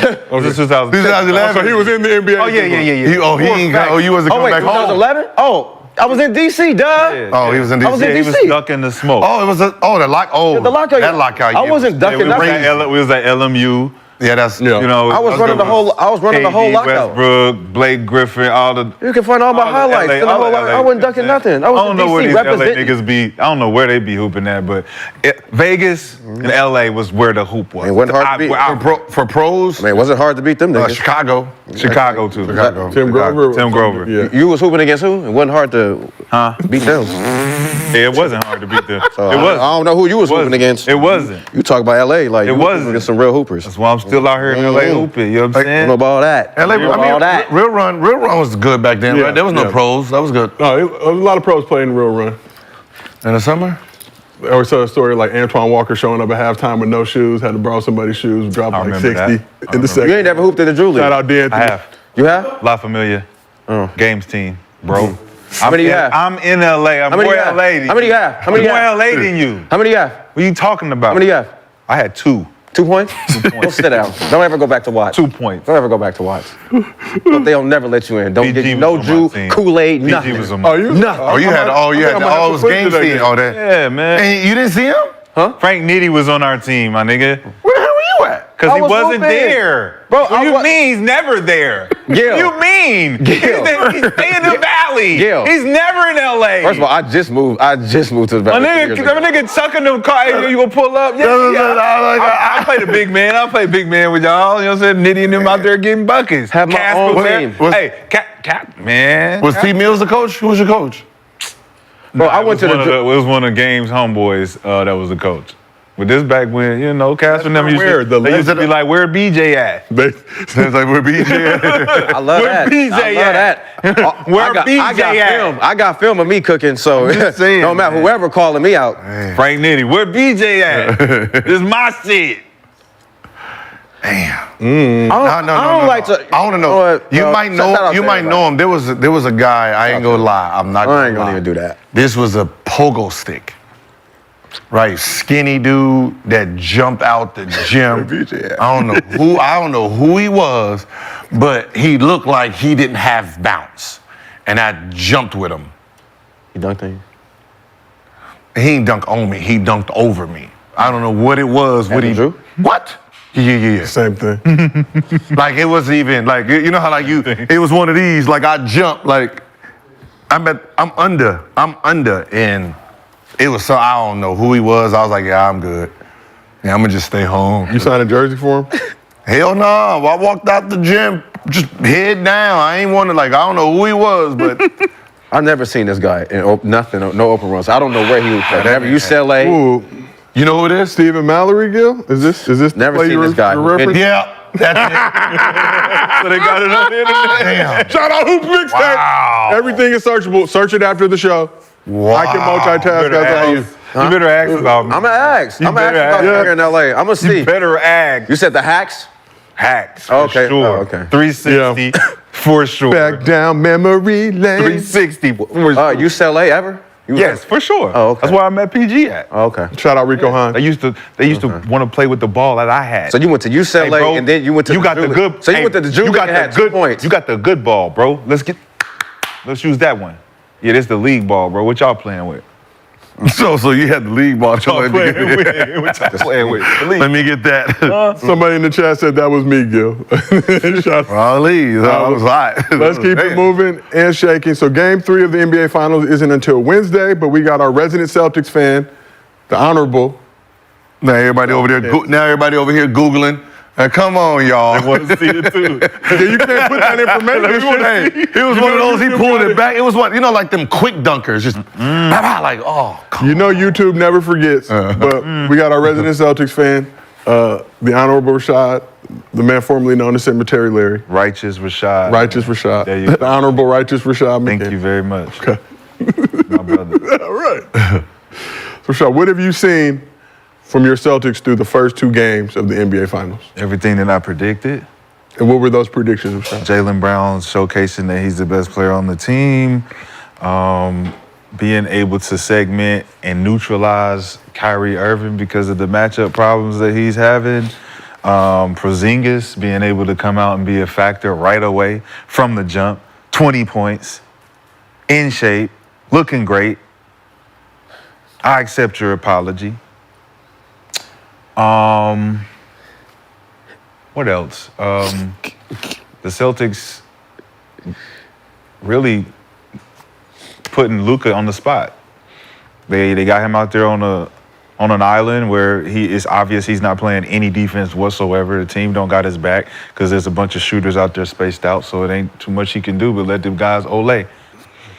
And on defense, you talk about Dallas's offense and the whole pick and roll strategy that I broke down has been completely neutralized because we're not going to double Luka and we're going to switch everything. Wait, say that again? We're not going to double Luka. We're going to switch everything. That was your game plan? Yeah. Your game plan wasn't guard to guard. Our game plan was not to not to trap anything. Because you guys said, you should definitely trap. Trap. And then I you said no. You can beat that. I said, if you trap. Go guard to guard. And I said, if you go guard to guard, just switch it. Right. So since we're not trapping it, they can't do what I said because they're not trapping it. Okay. Because they're not listening to what you said. So they can't do what you said. So because they're not listening to what you said. So if they can't do what you said, then what you said they have not done. You can't be right about something that didn't happen. I can't And then be right. second, another lie you just told. You said that you said Dallas or Boston would neutralize Kyrie. But when you was talking about Kyrie and you said how Kyrie would do, you said Kyrie would be on. What did he say? What was the words he used? How good did he say Kyrie was going to be? Right, he's going back home and he's going to be, what did he say that? But now he's just saying that Boston will neutralize him. Nope, I say he would have a very, very tough time against 4 defenders that can match up with him. And at OKC, they were young defenders. The Wolves, they were young defenders. They don't know Kyrie game, but these 2 dudes, they know. And the one guy who does know is Drew, and it's showing. That's what I said. That's what you said? When he asked, what do you expect from Kyrie? Didn't you ask that question? You said, what do you expect from Kyrie in this series? And you went around the room. I have. What did he say? Gil, I'm merely a host. I got a lot on my mind. Okay. But I will go back and get the clip out. Did it sound like what he just said? Can somebody cue my music? Because the body bags is about to come out. I mean, well, we got the clip, so. He's about to turn me in the cemetery in a second, man. Are you back? Not yet. Is it righteous? It's getting there. Righteous? He about to get out of that. It ain't about to be somebody. Man, I'm trying to tell Chat, what did Rashad say? Because y'all are more knowledgeable than Just asked him, is it obvious? No, That's it. That's how you got it. We want to just. Did Rashad say that Kyrie was going to struggle in this series? I just want to know that. I definitely said that. Okay. For a fact. For a fact. Cemetery Larry is back. Okay, he said it. He said he was going to. Everything that I said, like I said, everything I said has come to fruition in all of my takes about Boston, especially about Jason Tatum struggling early in the series against Cleveland. Lethargic, out of rhythm. If you keep this up, it's not going to help you in the finals because you're going to be behind the ball. Hey, if Boston win it, do you keep Jason Tatum? Yes. Yeah. If they win it. But it's clear cut that it's Jason. It's Clear cut. Jalen It's not a debate. If there's no debate now, It has nothing to do with what everyone wants to make it out to be. It's Right. about scoring and points, and that ain't what leadership and being the best player is about. Right. At all. And I think the team knows that. That's why Drew Holiday can say, I don't think he's lying. And I don't think he backpedaled when he was asked. he clarified and said, I don't prefer either. I don't one of them." prefer either or, but I do know who the best player is. Because I got to stand on what I said. It wasn't a trick question. It ain't Jason Kidd. Jason Kidd said what he said because that's how he felt. It wasn't no mind game behind that. What do you benefit trying to play mind games after you lost a game? I mean, that's what you do. You play mind games. No, you don't. Yes, you you go do. back to the drawing No, you board. play nigga. mind games. You try to figure out how to get your team You playing ready. just like the Lakers. Why Just would like you they play playing games? mind Why would you play games with the other team to wake another nigga up so he can beat y'all down even more? That doesn't even make sense. gotta play Let me mind wake Jason Tatum up some more so we can lose by 50 this time. I mean, maybe What he don't the feel like. fuck kind of maybe he shit don't is that? feel That like don't Jason- make no sense. Maybe you don't feel like Jason Tatum like that. Don't make no sense. Maybe you don't feel like Jason Tatum like that. Don't make no sense, bro. But I would play mind games if I'm down. Not me. I mean, don't Play mind games with my own players. Nah. Hey man, I'm just waiting for, Kyrie Irving to wake up. He got his dream catcher above his head bed or something. What is he doing? He get by Why would he wake up? You said this was going to happen. So you should be expecting him not to wake I up. said if I'm Jason Kidd, not me. Oh. If I'm Jason Kidd, I'm trying to figure out how to wake Kyrie up. So yeah. Any more questions? And you're standing on that you think Jaylen Brown is the best player For sure. on the Celtics right now. It's obvious. It's obvious. He's playing Luka. He's following the strategy. Both sides of the ball. I'm doing what I need to do to take this team to the top. And if you watch the game next time, you'll see Jaylen Brown's at the top of the key and they're giving him the ball and he's telling motherfuckers where to go. It ain't Jason Tatum. It ain't Jason Tatum. And it was Stephen A. Smith that started this narrative of him not being marketable that put Jaylen Brown in the forefront of all this shit. Jaylen Brown was sitting back, chilling. All of a sudden, you say he's not marketable. So you still think he's marketable? He is after this. He just got the MVP, didn't he? You don't think you can market the MVP? I don't know. I'm asking asking. Eastern you. Conference Finals. So neither here nor there, Rashad, but we asked the chat, is it obvious? There's a lot of MVPs that's not marketable, and that we've been seeing the last couple of years. They can't. We asked the chat, is it obvious? 75% said yes. Again, we do not know exactly what that means. But it is. Quick question. Who's the worst defender on Boston? In starting five. Who's the worst? Who's the worst? On the starting five? Yeah. Probably Al Horford. Luka? No, on Dallas. Oh, in Dallas. Oh, Luka's probably yeah, one-on-one. Yeah. I mean, according to the video evidence that has been. Yeah, I mean, probably Luka. Yeah, people will say Luka. Luka's the worst defender on the team, right? Who's the best defender? Right? Washington? Or Washington or what's the other one? Jones. Right. Yeah, that's kind of interesting, man. That the best player on the team will get the weakest defender on them. And my best defender, I got to put him on the second best player. Makes fucking perfect sense to me. Sounds like bad. I'm going to coaching me. stick Luka on Brown, and I'm going to stick my best defender on Tatum because Brown is the best player. Okay. All right. Never seen it a day in my life. Never seen the weakest defender stick the best player while my best defender goes to option 2. It's a new world. It's a new world. You see new shit all the time, bro. Seen a fish talk yesterday. I'm not going to double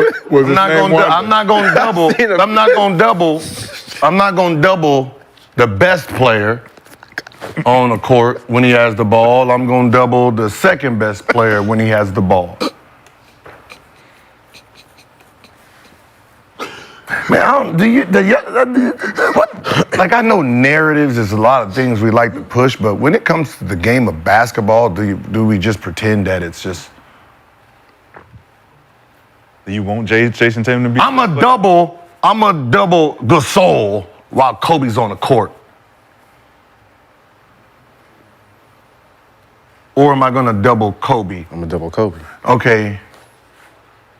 And then if I'm doubling Kobe, who gets to rock out? Gasol. Then I will. Then Whoever else. But then if someone says Gasol is the best player on this team because he's rocking out, most people would be like, shut the fuck up. Right? Right. Okay, I'm just. So are you saying that there's a similar comparison that can be drawn to this situation? Hell no. Basically what He's talking about Paul Gasol and Kobe Bryant, bro. What I'm saying is there's a narrative. Paul George and Kawhi Leonard. Use that example. They're two like-minded guys that play the same position. Okay. If you double one, you got to leave the other one open. Okay, so if the other one that's open, who's playing one-on-one, if he's playing better, why would you run a narrative around that one? Who's the better player, right? The better player? So you're going to toss up between Kawhi and Paul George, who's the better player on the team, right? Because that's always the conversation. So who in the better guard out of them two? Exactly. Pick your poison. No, it's not pick your poison. It is pick your poison. Who is getting Because you're going to get killed regardless. Who is getting doubled? Who is getting No one's being doubled. No one's being. They're playing Luka's probably team gonna defense. guard They're loading up. Huh? Probably going to ball. So They're you're going to loading put up. who are you going to put Luka on? Paul George. You can't put Luka on nobody. He's not guarding nobody. Don't matter who he guard. Even Derek White. You can't put him on Derek White. Can't put him on Drew Holiday. But he's guarding Jaylen Brown, though, and Jaylen Brown the best. Jaylen Brown is killing. That's what I'm saying. And what is Jaylen Brown doing? Exploiting that mismatch. So you would think coaching would say, hey, we can't put Luka on him either. You put him the evil of the. You can't put him on him either. I'm going to put him on the least of the. And it's not working. Can't put him on him either. That's the 2 games we lost. Might want to change it up. Can't put him on Tatum. Can't put him on Brown. No, Who we gonna put him on? We're refusing to put him on Tatum because if we put him on Tatum, Tatum might have 50. So we're just gonna keep our best defender on him. Wow, that's what we're gonna do. Tatum ain't had 50 the last 3 series. So what were we not scared of him having 50? Because that's not what their team does. He's not a 50-point guy. He's never had 50? He's not a 50-point guy. He's had 50, of course. Jaylen Tatum's had 50. I don't think Jaylen Brown's had 50. But not consistently. He's not a 50-point guy. Don't say it out loud. This is righteousness. Don't say it out loud. He might probably get triggered if you said that. If you need some righteousness in your life, go ahead, download the Underdog Fantasy app, use promo code GIL. You can receive up to $250. You deserve a raise for that. Free bonus cash in the special. Oh, no, he actually got it on the dot. So you're standing with that. Gil, you're saying that regardless of what's happened so far in these first 2 games of the final, Tatum is still the Celtics. I'm saying if I have a game, I can only watch a game plan and I can only look at the game every single play, and you look at how the defense is playing. So if we do not know any player, right? We don't know any player that's on this team, and we watch a game, the person who is being doubled the most, right? Whoever the defense is scared of, if there's a boxing one out there, we can see who is the defense afraid of. So that means that player has to be the scariest player on the court. So if Jaylen Brown is our best defender, who is he guarding? Who is Boston's best defender guarding? Dallas' best player. The best player on other teams. Which is Luka. Okay. Jaylen Brown is not the best defender. Jaylen Brown not the best defender on the Celtics. He's the best player. He's the all-encompassing. Drew Holiday is the best defender. Okay. Drew Holiday is not guarding Luka. You know why? Because the best player said, I want to guard Luka. So the best defender is going to play. I want to Google He that. watches the game. I want to Google You would that. see Drew Holiday runs to the roam. He runs to the roamer's position because he's the best defender and he wants to be the Mike back of the defense, the anchor. So Jaylen, you're going to take the assignment and I'm going to always be in help for you. Yeah. Because I'm guarding who? Jones. Or if I'm guarding Kai, I'm not the Mike back no more. Derek, you take the mic because you're another good defender. Yeah. We have good enough defenders that we can mitigate playing this triangle defense against these 2 guys. So when you talk about the Dallas Mavericks and you talk about how they play, they don't double anybody. They're trying to load up. Dallas No one's being doubled. Dallas Mavericks? It looked like a double. They don't look- Every time someone gets the ball, everybody got to load up. Especially when you talk about you were just coaching. talking about Boston's defense. How did it just eventually change to Dallas's defense? Because I'm making a point. When I make a point, I got to shift everything that I'm talking about. You were just talking about Drew Holiday netting up everything, and that's why Boston can't score. Yeah, but I'm going to my point now about why Dallas plays the way they play against Jason Tatum and Jaylen Brown. Because as a coach, you want to be able to say, hey, when Jason Tatum gets the ball, we're going to load up. Loading up elbows and boxes. When Jaylen Brown gets the ball, we're going to play one-on-one. We're loading up we're gonna elbows play one-on-one. and boxes. We're going to play one-on-one. When Derek White gets the ball, you're man up. When Drew Holiday gets the ball, you're man up. When these two guys get the ball, we're elbows and boxes. That's how the game is being played. If you watch it, you'll see it. I've watched it. Me too. And I know everyone knows I watch it because I'm live watching it going play by play. Me too. No, you're not. No, I'm not. You're live? Oh Let me show me the live. Oh my gosh. Show me the live. What is it? Show me the live. Where's the live at? Yeah, you don't subscribe to Rashad? No, Rashad. He doesn't. He went live? He doesn't. I'm subscribed to his He channel. doesn't. Move Now you around. tell me what I don't do. Move around. Yeah, move around. Let me see the live. Wasn't no move around either. Okay, so what's the live? That's a great podcast. No, I'm just saying, what is the live? Drop Monday. Yeah, what is the live? What is the live you went live on so we can see it?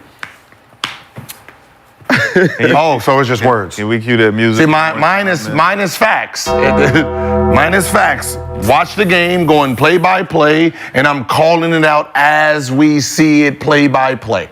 So your narrative, what you're saying, is actually wrong because we're watching it in real time. But you would know as a hooper watching in real time that they are not doubling anybody. No, they're loading up on Jason Tatum. Why would you say they're doubling? They're playing one-on-one with Brown by yourself, Luka. Keep in front of him. What's happening? Keep in front of him. Is he keeping him in front of him? Nah. Oh my gosh. Now it's You said you watching the game. This man act like the nigga taking 30 shots. Is he keeping him in front of him? He got Luka on him, still can only get 15 shots up. But he's running the offense. Like, listen to what he's saying. The ball's going through Brown, who has Luka on him, but he only getting up 15 shots. Did you get make it make sense? Did you get tagged in that video? Make it make sense. All of Luka's defensive clips. Make it got tagged in that, right? I've seen that. I think we've all seen that, right? So it's like Luka getting beat every single time against every single Boston Celtics player, including Jaylen Brown. So if Jaylen Brown is his matchup, and you were watching the game, you would clearly know that he's not staying in front of Jaylen Brown. And he gets to the rim whenever he wants to. And whenever the defense collapses and breaks down, they kick for open shots. This is why the Boston Celtics are good, because they can get into the paint and kick and hit shots. Brandon, do you agree with that? I seen one dude take 22 shots, and I seen the dude who has the weakest defender on him that he can take anytime he wants, only gets 15. Because he's make it make sense. He's playing both sides of the ball. So we don't have to take 22 shots to feel like the best player. We don't have to take 25 shots to feel like the best player. Because he's tired. Because how many shots did Drew Holiday take? I think he led the team in scoring. Yeah, but if Jaylen Brown sees Luka on him, I mean, come on, that's. If I'm playing team basketball, I don't have to shoot. Like we'll lose. Drew Holiday took 14. You know what's so funny? But that's the craziest thing that he doesn't want to acknowledge. What's that? We'll lose. We'll rather lose with you trying to score 40 because we good. Listen, yeah, we rather you have Luka here. We rather you be on Jaylen Brown, but we'll lose like this. But we're not going to lose with really. Yeah, Jason Tatum. That's smart coaching. Come on, bro. Listen. What are y'all talking about? You're not even talking basketball. Listen, You're I'm just trying to win saying, the argument. if we gotta go out. Listen here. Let this here. Huh? He'll do it. Huh? But listen, we're not gonna let Jason Tatum get off though. Huh? So Luka, you try to do your thing. Hey, just stay in front of him. Listen, hey, make sure he's trying to go right. If you can just keep it, yes.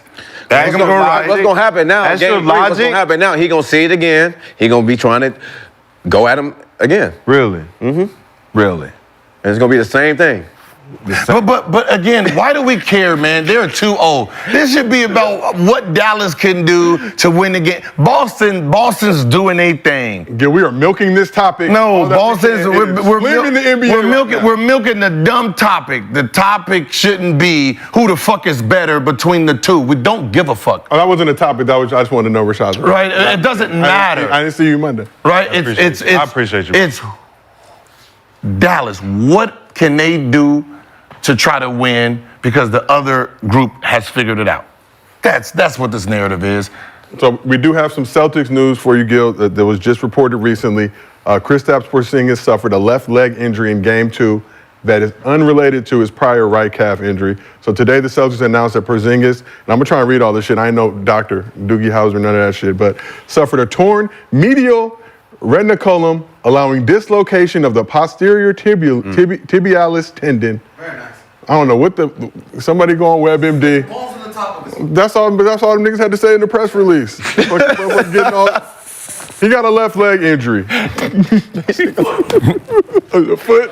Foot, leg, fucking toe, whatever. Leaving his status for Game 3 in jeopardy. So here's Joe Mazzulla today on the unicorn status. Let's take a listen. Yeah, I mean, he's doing anything and everything he can to be ready for the game tomorrow. It's a serious injury, and at the end of the day, our team and the medical team is not going to put him in any bad situations. And so we've taken a decision to play out of his hands because the importance of him. And so he's going to do everything he can to play, and we're going to leave it up to our medical team. And that's really it. So in addition to watching The Town and plenty of game film, it seems like Joe Mazzulla is watching Gil's Arena presented by Underdog Fantasy. Whoop, whoop. Kenyon questioned his lineup, said a coach with a janky lineup wouldn't be able to win the finals. He looked like he got it a little bit tightened up, and that is why the Celtics are 2-0. But back to Porzingis. Porzingis averaged 16 points, 5 rebounds, 2.5 blocks, shooting 60% from the field. So you heard Mazzulla say they'll take the decision to play out of KP's hands. But for the record, Porzingis told reporters, "I'll do everything I have to be out there." So what changes for Boston if Kristaps Porzingis is not available for Game 3? Pingus, as he's known in some circles. I mean, his energy was crazy. That's in Game 1. He came out. I mean, I think that's the reason why they won Game 1 for sure and just blew him out. But his energy has been crazy. He's been, going, all over the place, defensive end, offense. So, I mean, it's definitely going to hurt if they lose him because with his energy. But next guy up. What's his name been on the show? Tillman? Mm-hmm. Shout out Xavier Tillman. Xavier Tillman, he about to get a ring. Might get a ring. Got to bring him back on the show. Nothing changes. Nothing changes for the Celtics. No, we needed him as a battery pack for the crowd. So even bringing him back and he hit shots, that just let them know that they got a piece that was ready to go. They injected a lot of energy into the building, a lot of momentum into the building.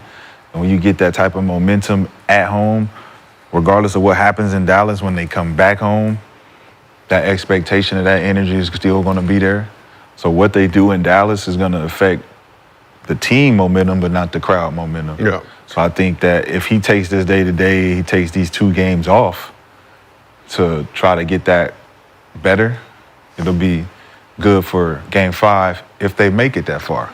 Oh, you still think even without Porzingis? Yeah, but on the road, though, you need that Game 3 energy. On the road, it's always on the road, you got a chance of losing just because it's not your home floor. Well, you need that one guy, like that guy that shows up. So, and they got guys. Like you said, next man up. Horford got to step up. Tillman got to step up. Hauser, you know what I'm saying? Pritchard. All of those guys got to step up. So you look at all of those elements, you say, well, what are we going to do on the road? We don't got the unicorn. Step it up. Are the Celtics going to miss his rim protection, though, coming into this series? That's the thing that hurts them. The Mavs had 5 times as many lobs as any other team in the playoffs coming into the finals. Yeah, I mean, but that's just the switch of the matchup, so they can't get those. Just any time like Kyrie tried to break some down or Luka actually got in there, just him being a rim protector and actually going and challenging shots. Like, as long as he was in the game down there, you had to think about him jumping. So him altering shots was a big help for Boston. So defensively, they're going to have to pack the lane a little bit more now. Offensively, it doesn't change anything. It's more because how Gafford has to play and how they have to play. If they go into a zone, Boston has 5 out, and if Boston does flash somebody to the free throw line, is usually they're flashing a guard. So when that big step up, the guard can just go by. So if Porzingis is not there, if I'm Dallas, I probably just go smaller to keep up. Because Gafford is going to always try to protect the rim. If he's protecting the rim, Al Horford is going to sit at the three-point line. And giving up those type of shots is going to always hinder us from, you know. 4-1 still. Still 4-1? Yeah.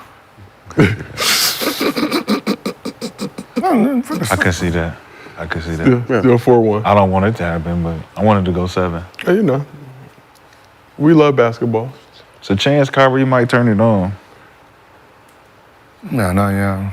Just looking at those first two I think games. he'll ball. I think Dallas will win this next one. Yeah, they kind of have to, right? Or it's Yeah, they have can't go on to. 3. They have to. They have to. So- They can't go down 3-0. We saw Kyrie first 2 games in Boston. You know, he knew what he was going to be dealing with coming into the Garden with those fans, especially after how he left Boston. But you think it's going to be different now coming back home to Dallas? Fans on his side. We're going to see a different version of Kyrie in Game 3. Yeah, he didn't look comfortable to me. Me too. Like, he didn't look comfortable at all. Just the rhythm, just the way the flow was going, maybe the way they was guarding him. I don't know. They just really prepared for both of them, him and Luka. So hopefully they can, you know, go back home with the home crowd and be able to get Game 3. But Boston, it was just looked like it was a lot going on. I'm trying to figure out what Dallas's style of play actually is when they need buckets in bunches. Like when they get into a scurry and they're trying to figure out like where the bucket gonna come from, especially when Luka not in the game. Luka not in the game, it just looked like if Kai not being aggressive, they're just kind of out there hoping for a bucket. And it just don't look. Yeah, it did look like that a couple. Like in Boston, they were just like lost. Like Yeah. I don't know. Like certain shots, I felt Luka would have took, he didn't take. Like it was just like they wasn't certain about certain things. Yeah. I don't know. Could have been nerves. Who's them?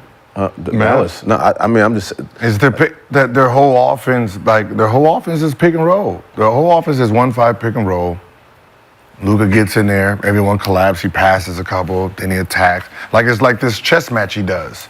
Like it's brilliant. Like he come in, he'll throw it here, that guy shoots, he'll come in, shoot it, come in, fake the shot, throw a lob. Like he has this rhythm of playing. So when it's just a switch, and now he has to play one-on-one the whole time, the one-on-one is just now for just him. Right? The pick and roll was, he did everything in the pick and roll. Now they're just forcing him to play one-on-one basketball. So now when Kai gets it, right, he realizes now the 1-something pick and rolls, Jason Tatum's coming up, shit, he might as well just go on a smaller guy so he can get a shot off. So now just both of them are just playing ISO basketball. Now when PJ Washington gets it, what do you want to do? ISO basketball. So most of the time that when you see Kai and PJ scoring is usually on like the fast break. Like fast break, secondary break, right? It's not really in the offense because everything is set and PJ don't have those skills like that. Kai do, but everything is closed caption. So it's like if Kai don't get it off when he first get it and it's a fast break, it's like, This is why our style of basketball breaks the mold for right now. Yeah. Think about when Dallas can't get the pick and roll off. So that's their standard offense. They've been doing it all year. They've been killing and killing and killing. They take it away from us. Now what are we running? You got Tim Hardaway Jr. on your team on the bench. This is a guy come off the pin down and get you 10 points off pin downs. He's the only guy that can actually do that. So the fact that you don't have him in the game to run other actions, you're at a discrepancy automatically. Now, Kai, he can do the same thing that Tim can do if you put him in that action. But all y'all doing is playing pick and roll spacing and saying, all right, what do we got? That's not enough for this team. You got to put them in actions. There ain't no flex cuts. There ain't no down screens. There ain't no off ball, nothing. Everything is, we can see if you're watching the game, you're sitting back, you're like, what is Dallas doing? Because it's not looking like Jaylen Brown, Drew Holiday, and Derek White are doing anything crazy on defense. They just stand in front of their guys. Stay in front of your guys, I got your help. So if there's no actions, there's no mistalk, there's no misreads, there's no breakdowns. So think about how many breakdowns you can have defensively if you have a lot of action. Guy go back door, it's like, damn, man, we supposed to switch. What's up with the miscommunication? None of that's happening. because they're not doing no actions. So the one thing that we had an argument about was if they double Luka every single time, what kind of actions they would have. Since they're not doing none of that, the only action they have is a switch. Go one-on-one. So if that's all you're doing, it's self-check out there. We're just hoping you miss shots. So Jason Kidd has to go back to the drawing board and say, we need to put some more actions out there because we're not Think they can do that? We're not Think they can making do them play this defense. fast? Not if they They should already have other actions in their playbook. they don't though. I'm about to say, That's the thing. They don't. That's crazy. I'm about to say they've been probably running the same thing all year. Like even something like this, right? If I'm playing, y'all remember thumbs down, Yeah. right? And I remember we used to do the thumbs down all the time, right? Like thumb down, that's where the bigs are at the was it the elbow? Elbows. Right, the elbows, guards are down low, and then the guards do their action, but the bigs pin down, right? Like, so the bigs pin down, then the guards come out, you try to figure out. So I'm sitting there doing something one day, and I do like a little cross, and then the guy kind of flew, and then the pin down, but the big man, right? And this is where the thought process of, right, if I'm guarding this guy right here like this, right? The big man. Yep. And then he goes to pin down. As the big man, I'm doing this. Yep. Right? I turn my back. Yep. And you're watching him Right? as a point guard. So he turns, so I used to watch the big, oh shit. I'm sorry. I used to watch the big turn his back, right? And I'm like, that's where 1-4 flat came from. Yep. I used to watch both bigs go turn their back on the ball. This man who's guarding me never knew nothing. So I'll shake him, he'll go, and then I'm like, oh my God, this is crazy. So I used to just run thumb down. But the thumb down was really 1-4 flat. Yep. That's how it started. I like thumb down. Boop. And before they know it, I'm already at the rim. It's an and one for you because the big's gonna be late turning around. But he don't even see it coming. And then if a guard see me coming, I still got this guard coming. I can just dip it. Nice. But it was a way for me to get in there. Now, if Luka did the same thing, hit him with the thumb down, let those bigs go down there, he can run right down their back and play. There's just like little things you can do to move everybody. Double pin down, Luka by himself on the ISO, blah, blah, blah. Now you shifted the whole side. But the fact that the offense now looks like I have the ball right here, you're there, you're there. Nails in boxes, right? Elbow. So when I go trying to do my thing, his man is right here. His man is right here. I really have nowhere to go. I have to really do an extreme move to get him to go so I can get through these little small spaces, which is dumb basketball. Like, yo, I want to go right? You know I want to go right. So I'm going to go left. I'm going to come back right. Your man's gone. Now I have all this space to move. But the fact that they just sit. And then, They just sit like it's fucking shell drill. But that's crazy what you just said. If I want to go right and I go left first and I come back right and your man is still there, that's because you're still there. You need to make some type of move. You need to move. You need to move. So the fact that you're still there, he's not going to move because I'm making this move left to right. Yeah. And then in the thumbs down, when you think about thumbs down, the right way to play that wasn't to turn your back to the basket. It was to open up. Open up. But even if you opened up, what it did was it stopped you from helping the guard on the pin down. Because you needed to be up on the pin so down. Now you see so that was the strategy of knowing we got 3-4 options of this. Because even if this big help on this pin down, I got the other big going for the lob. Right? Then if I'm a real good guard, I'm trying to set him up where he either try to shoot the gap. I got the flare in the corner. And then if I get it in the corner, we go right into the pick and roll. It's a lot of basketball shit that's being left out of the game that we see in real time. But that's just like, just one play turns into react now. Man. Right? I'm reading this guy. He comes, okay, he flared. Okay, even if he flared in the corner, big come up, I pass it him. He backs doors. Like it's just so many things you did. We had 4 down. 4 down. Livsova. He used to come off the 4 down. Crazy. Thumb down, thumb up. Thumb up, All that floppy. Thumb up, plays. Zipper, yeah. The Hawk, 2 Hawk coming off. 2 Hawk. I pay attention to everything y'all Monte used to say. come off, pass to him. Ersan Ilyasova come off. Oh, just man. actions. And that action alone for y'all was so crazy because you was on the side pick and roll. roll, outside. Monte was cutting off the Yep. hog, and then Ilyasova was coming off the backside They weak can side. pop with him, and then if he ain't got it, come back. Did y'all have Drew on that? Drew Gooden, Gooden? too, yeah. And Drew was the one go for the lob or he'll post up and seal. Bro, that shit was As crazy. I said, it's It's just crazy with Bogut too. It's just crazy that just one play can turn into multiple actions, right? They don't have to be smart. Here, just come off. Whoever shoots better going this way, you come off this way. Better shoot this way, you Go to come this off side, this way. go to the other You know side, what I mean? Right now you have these defenders trying to figure out. You start wrapping arms and then taking off. Right? They have to guard and think in real time. Yep. Right, and then from there, wherever I pass it to, move, do something, react. Every action was. But the fact that now guys are just sitting in the corner without any thought it's easier to guard. Yep. Like I would have been all defense, meaning I didn't have to worry about no fouls if I just got to stick a dude in the corner because that's who I'd have been playing. I'm locking What's up. that hand, boy? How's the family and the kids? He ain't really doing none of that, man. I'm saving a lot of air. I'm saving a lot of air today because you're going to have to guard me down there. Like this is, like it's crazy because you don't have to check no bigs no more. You don't. Oh. So let's talk about the game, bro. Talk about how the evolution of the game has been about not actually knowing how to play the game. We're thinking about actions. These are simple actions that we learned coming into the league. Summertime and training camp. Training camp, you gotta know these are basic actions. Blue, red, black. All those defensive, all that shit is basic, It's right? still in the back of So my- what you just said is how a nigga can sit in the corner in a pick and roll and not know any other action but to just sit here in the corner. You're not even being a basketball player. No. So then if the coach is thinking, we can't even teach these guys basic actions because they can't comprehend what to do in a basic action, that means that you're not even a basic player. You are not even a basic player, but you're getting paid like you're elite. You're getting paid like you know the playbook inside and out.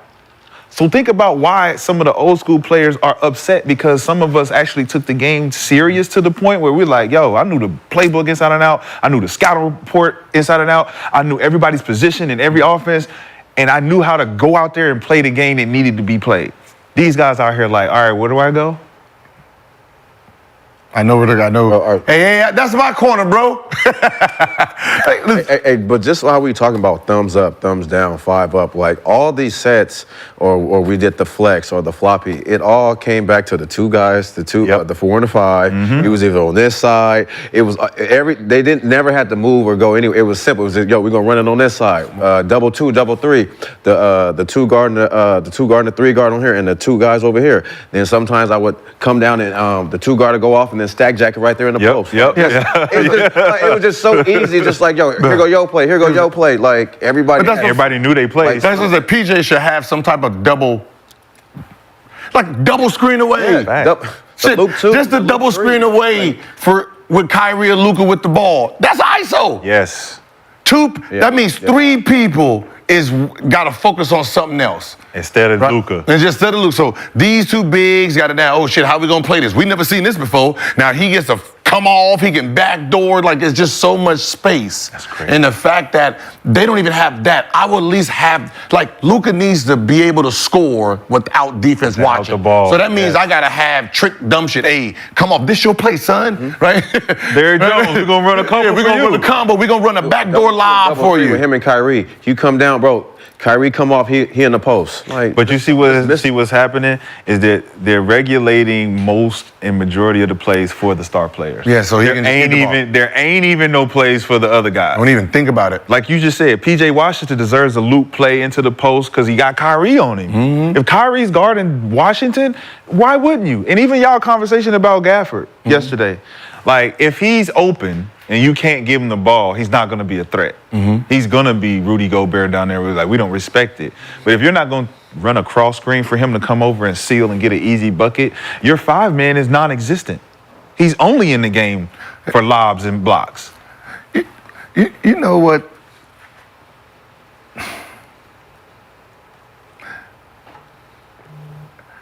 As a basketball player, this is why people got to respect people who study the game and who study rule books, right? If I'm Gafford, This is all Gaffer. This is all you have to do. Post up. Right? You post. Get the ball. Right? Your instinct, like any big, you want to bang. Yep. Right? Which means he gets to use force. And because he's smaller, he gets to use more force than he should be allowed. Now, if you get the ball and the rim's right here, just turn and face. Put it up. If you turn and face, he can't touch you anymore. He now has to do this. So you literally can turn and face, bounce it, pogo jump. Yep. Like just that's simple, right? Get it. Just turn and face. He has to go just like this. Bounce it, jump, lay, right? You can make it that simple, but because you want to turn your back, now you have to actually do a move where he gets to sit there and but if you turn and face anyone in the post, if you turn and face first, like Tim Duncan did, now you have to play like this. You can't use your force. Now it's all about skill. And for someone like that, my simple basketball knowledge says, hey, learn how to do this first. Just bounce the ball and then just jump towards the rim. Just That part. Simple monkey basketball. Some be gorilla shit. Yeah. Bounce it, bounce it, and just jump forward. Yeah, jump towards Just jump towards the rim. It's an easy lay. Yep. Because Tatum ain't gonna be ready to take a charge. He's not even gonna jump with you. You can just do some, it's just some freak of nature type shit. Yep.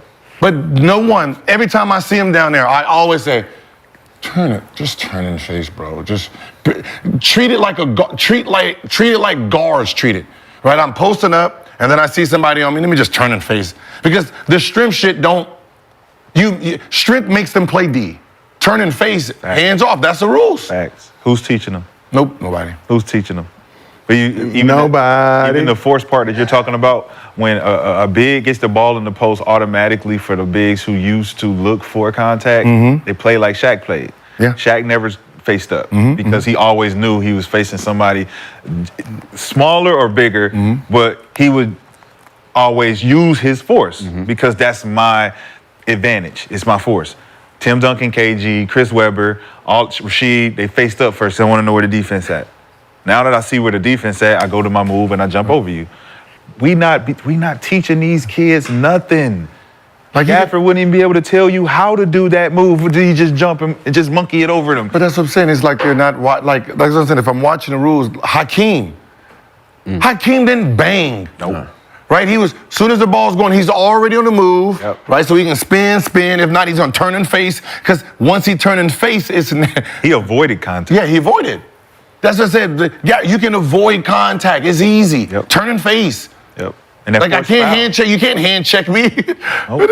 And it forces him to reach. It forces him to foul. Yep. Now I can sit. Tim Duncan. He don't want to shoot. Now you get to do all this. Gaffer don't want to shoot free throws, and nobody lively don't want to shoot free throws. But see, that's when I tell him, listen, I don't give a shit if you miss airball both. What I do know is if you got the free throws, that means he got his foul. He got a foul. Right? Facts. 2 fouls on Jason Tatum, and he can't play in the first quarter. That's like making 10 for 10. That's the game 10 plan. for 10 from the free throw line. How we gonna get them in foul trouble without it being Kyrie and Luka? Yeah. How can we get the other actions? Because Derrick Jones Jr. is not a sets. factor. Running some He's sets. not a factor. But if you run sets, like we said, if you run sets, some misdirections, people just automatically become open. And then they foul. That's a foul you don't think you're gonna get. Yeah, they just with a misdirection. Oh screen. shit, he open. Oh fuck, I had to foul him. Then I got my second one. It's the first quarter. Now you sit on the bench. It's like they fucking up our whole mojo. Yeah. Because they done changed some shit. Now we got open layups. And the last thing you need is Joe Mazzulla is to see open layups and you starting to call them frequent timeout. Hey man, what the fuck are they doing? What are we doing? What are we doing out here, man? Well, Jason Kidd has figured out that we need to do something different. So we know Joe Mazzulla's watching the show. Hopefully Jason Kidd is watching too, because y'all just kicked an abundance of knowledge. Good to see you all bonding, agreeing on something. You know. The Joe Mazzulla lineup. Right here. Give me This nigga Joe give me right the semicircle. But so last question on this topic. It's only been 2 games, but who was your finals MVP leader through the first 2 games of the NBA Finals? Right now, probably Brown. Wow. Probably Brown. He's sticking to the game plan. And like even though Luka's scoring 30, that's neither here nor there. He's the defense he's playing on Luka is picking him up full court, turning him, making it harder on him. Like as much as Luka has the ball, he should have 30, right? But he's making it hard on him. He's doing the little things offensively, like when he does see a backdoor, he's backdooring. When they do need a bucket because they shot a lot of threes, right? There'd be times where these motherfuckers will shoot 10 straight threes without even knowing. Just, oh, you shot 2, let me go ahead and shoot 1. Yeah. And usually Brown is the one that breaks it up because he's, when he gets it, he does get to the basket. So I would say Brown,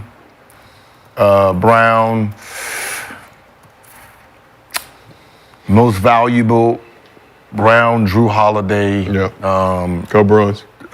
Tatum. Well, I know Tatum's damn near averaging a triple-double, but it's the little things that's doing. Like when we see a play being made and a key bucket needs to be made, Drew backdoored somebody, Drew flash cut and got an and one or like it's always. So I got him second right now. So you think if Jason Tatum averages a triple-double for the finals, even though the points aren't?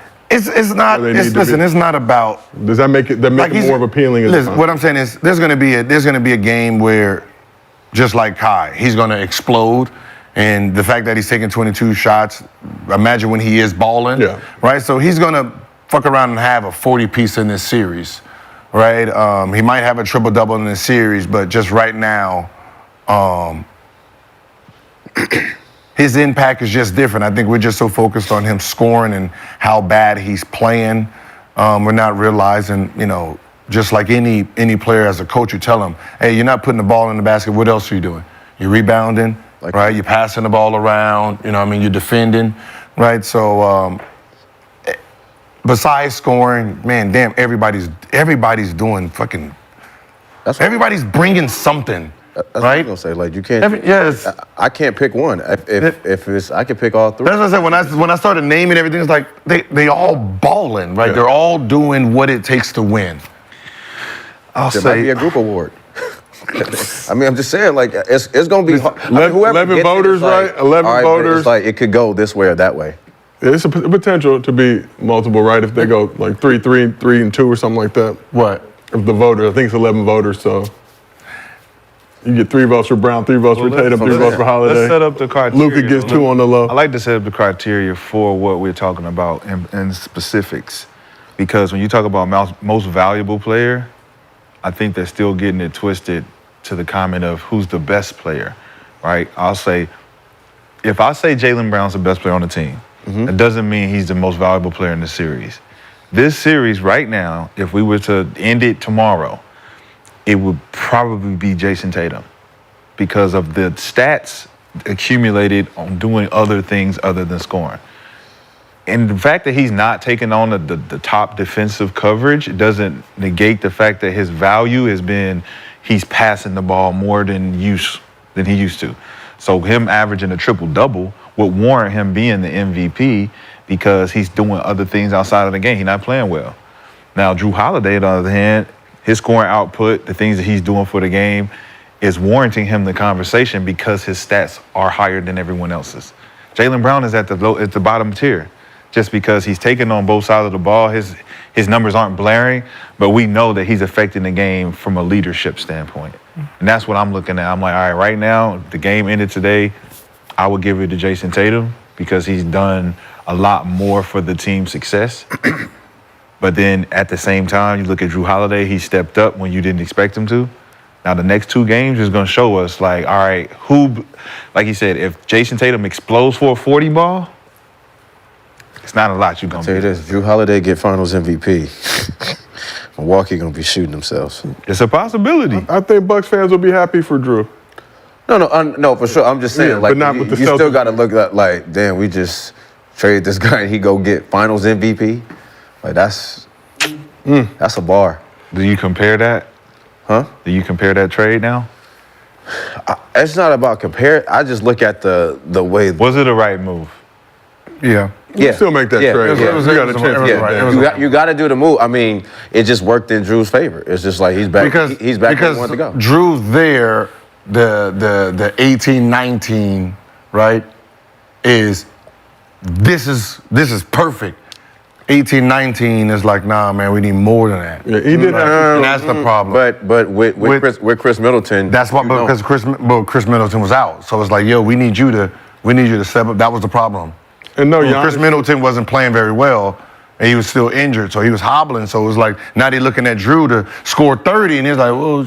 do you think Milwaukee get past Indiana if they had Drew instead of Dame?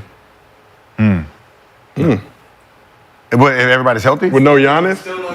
Still no Giannis, but you got Chris and No. It might. the way Drew playing right now. But you would need Drew to score more than what he's.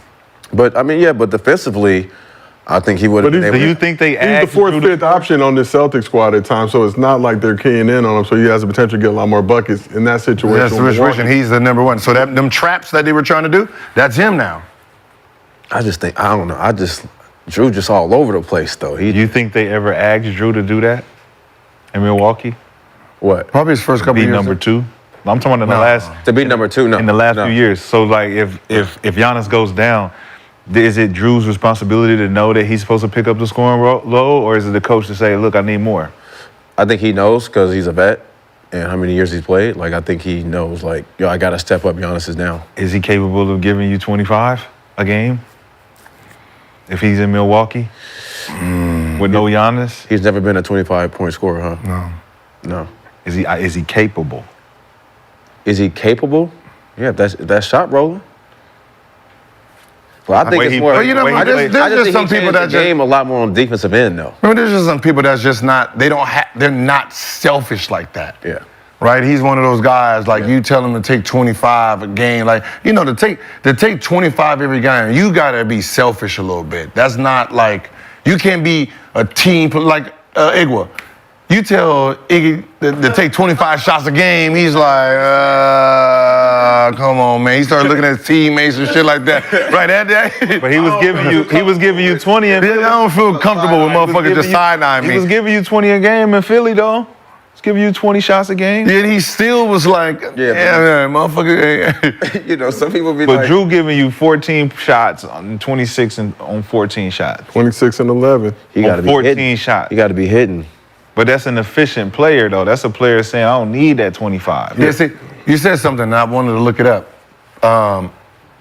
The most valuable player right now is Drew Holiday. Based on these 2 games, right? Based on the 2 games, because technically, see, I think what's going on is everybody's looking at who's playing better between Jason and Jalen, Yep. right? When The both sleeper. of them are playing lower than Then advertise. their average, than what they did in the regular season or the previous matches. They're both under the number, right? One is averaging 17, the other one's averaging 20, right? Well, Drew's averaging 19 compared to what he averages. So right now, he's the only one with the biggest plus. 19, 10, 4 assists. Yes, he's so. That's a lot. Yeah, so I'm gonna say right now, Drew. Get traded, bro. As a and come point back and win guard, it. 19 and 10. See, I think, but that's everyone's just paying attention to these 2 and realize they're like, nah, this is right here, the most valuable player. It's this one. That's they always Yeah, he might be underestimate. top 5 out of California if you get that Finals MVP. Hey, Man, think stop, about- Say he dog. was the best in his class, right? Stop, dog. Best in his high school class coming out, Brandon. Damn. Hey, No, I'm saying no. LA, as far as LA, he might be top 5 if he get Finals MVP. Drew Holiday. What is that? How does that? What does that got? Wasn't he the best in, I'm the 5th option, and I got Finals MVP. Yeah, you the wasn't he 5th option. best in his high school class coming out of Man, you the 5th option, sir. It's 5. and literally this next game, How was he in high school? I wasn't. He was nice. They said he was the best. Coming out of Who was in California. his class? 'Cause you keep looking over here. You keep looking over here. Make a statement, bro. He keeps looking over here. You keep. I'm saying, bro, he could be top 5 out of LA, so it don't even No, matter. what I'm saying is every time you said it you so the top. Because you number 1. No, we talking about something else. Listen, top 5 out of LA Hooper ever. Yeah, I don't know that list, but I know could be. I know you keep saying in his class for a reason. Was What he in class his are we class? talking about? Was he in his class? You was in Drew Holiday class? I was 09. Listen, Oh, what class He was was you? 08. Oh, okay. Okay. I was a year off. I was just fucking with Mr. B. That's why I said I knew something, because it was like, why you keep saying his class? Like, They said in that time period, though. In that, in that time, that 2008, 2000. Listen, now we talk about right now, though. Right now. Yeah, right now. If he go ahead and get this off at the end, if he like this, He can get it because they focus on them other two niggas out there. He can go out there and get another 20-point game. who? Drew. Yeah. Easy. Hey. So we asked the chat, finals MVP so far, over 2,000 votes. Jaylen Brown, 56%. Drew Holiday, 25%. Jason Tatum, 11%. Ooh, that 7%. influence, man. I should have never said that shit about JT, man. He might get traded after this year. He getting that 315. Nah, but I mean, I think before the chat heard all the things, right now I'm going with Drew. I'll go with Drew, too. I mean, he averaging 19, was it 19, 10, and 4? What'd you say? 9.5 rebounds, 4 assists. But Jason Tatum is at, what, 19? 17, 10, and 9. Yeah. well, that's what I'm saying. I wouldn't be mad about if any of them get it. It just depends on what happens these next 2 games. Like I'm saying, we got to remember, these both averaged 27 last series, right? 27 last series. So they're both underperforming, right? And we're comparing them to each other when this dude is overperforming in a sense. So Yeah. I think it's the last game. It's whatever happens in the closeout game. Yep. Who plays the best in the closeout game? Yeah. And you know what else about the youngins? Like, this is a good lesson for the youngins coming up too. That's trying to get to the, like, sometimes it's not your series. Yeah. Sometimes it's other guys' series, but like, you got to do what you got to do to win. And what Boston's been showing though with all the players that they have is like maturity and being able to be like, all right, you go. Yeah, don't like you go. forcing it. Like, you know what I'm saying? It's not personal, and that's what it takes to win. Like, you know, the fact that everybody's taking a turn. But that's the bad part about just like the narratives from the outside media, right? That we understand some series is not your series, right? But sometimes the pressure of being a star, you yourself would jeopardize the series. Yep. But you may not even realize it. I mean, no. but I just got to get up. Yeah. I mean, you know consciously like, fuck that, I got to get my bucket. If the offense, if their key is to stop me, and I'm trying to win an award, and I'm going against the win, because that's what it is. Sometimes do you want to be the man or do you want the chip, right? And that's really sometimes where like the chip's in. If you want this chip, you're averaging 27. You're gonna average 17, 10, and 8. Yep. And he's gonna average 22, 5, and 5, and he's gonna win the MVP. Now, are you gonna accept that? Because I heard that's what happened in that Boston Lakers series. And that becomes the problem, right? Because the pressure of you being the man all year comes down to this, and now if you really want this championship, you got to sacrifice for it. If you don't sacrifice for it, then they're gonna win it. So it's all up to you. And at the end of the day, we all gonna get paid. Like, but you gotta do other things to get paid too. Like you said, Jason Tatum, his numbers scoring, but I'm showing I can rebound. I'm doing this. I'm doing that. Like, it's other things you can do besides just scoring. And that's what you're gonna get paid. That's what the past, and that's what the 80s and those guys did well, right? They played their roles well, and I think sometimes, even myself, when we look at them, we look at the stars, but we don't look how great some of those role players were that sacrificed being the man for the bigger cause, right? And I think sometimes, like, just to talk shit, you kind of leave out some of, I leave out some details, right, to prove points. But in the sense is, some of these guys that, when we were talking about championship teams and you talking about individuals, somebody like Scottie, when we seen Jordan gone, we got to see, damn, Scottie can't carry your goddamn team. You know what I mean? Like, he can't really just do this by himself and have them in this position, but because he knows there's a better force in front of him, he's willing to just clean up all the other flaws. and we don't appreciate that as much as we're supposed to. Is that a testament to Scotty though? Because you can imagine Scotty during those Bulls when I was like, I'm doing the same shit out there. I mean, yeah. Because it was the system that was set up for that. You know, when you got a system and it's flawless, you can say, put me in Mike's spot, I can do what Mike does. Yeah, for sure. Right? I can't do it as well as Mike does it, but I can do what he's doing. So when I'm having conversations about basketball with guys who don't play basketball, like my guy A-Verb, shout out A-Verb, Move Around Podcast. Move Around Podcast. We talk about what it looks like for Jason Tatum because he's from St. Louis and he's a St. Louis guy. And I'm like, bro, you can tell as a hooper when we're watching who's forcing it and who's not. We can watch. And the typical fan can never see it. They will never know that. They were like, why your face look like that every time you get the ball? I'm like, because he's fucking forcing it. And you look at the unforced turnover, you see him forcing it inside and he's losing the ball and shit. You're like, bro, like you just said, it's not your series this time, right? And when you realize that as a hooper, that it's not your series, it's not gonna feel good. But trying to do those other things can make you feel good. Getting that extra rebound, getting that hockey assist, boom, boom, boom. I know that happened because of me. That helps your ego calm down for that forcible action that's happening out there. But also, we see it as real hoopers. Yes. Like your peers see it, so we know what's going on.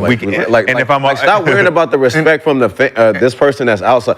Bro, we see what you're doing. That's why when you see us in person, we be like, yo, bro, nah, you're one of the reasons. Like, don't ever get it. Yeah, fact. Like, we'll tell you. And that's what that's what Jake is praying on. He's playing on.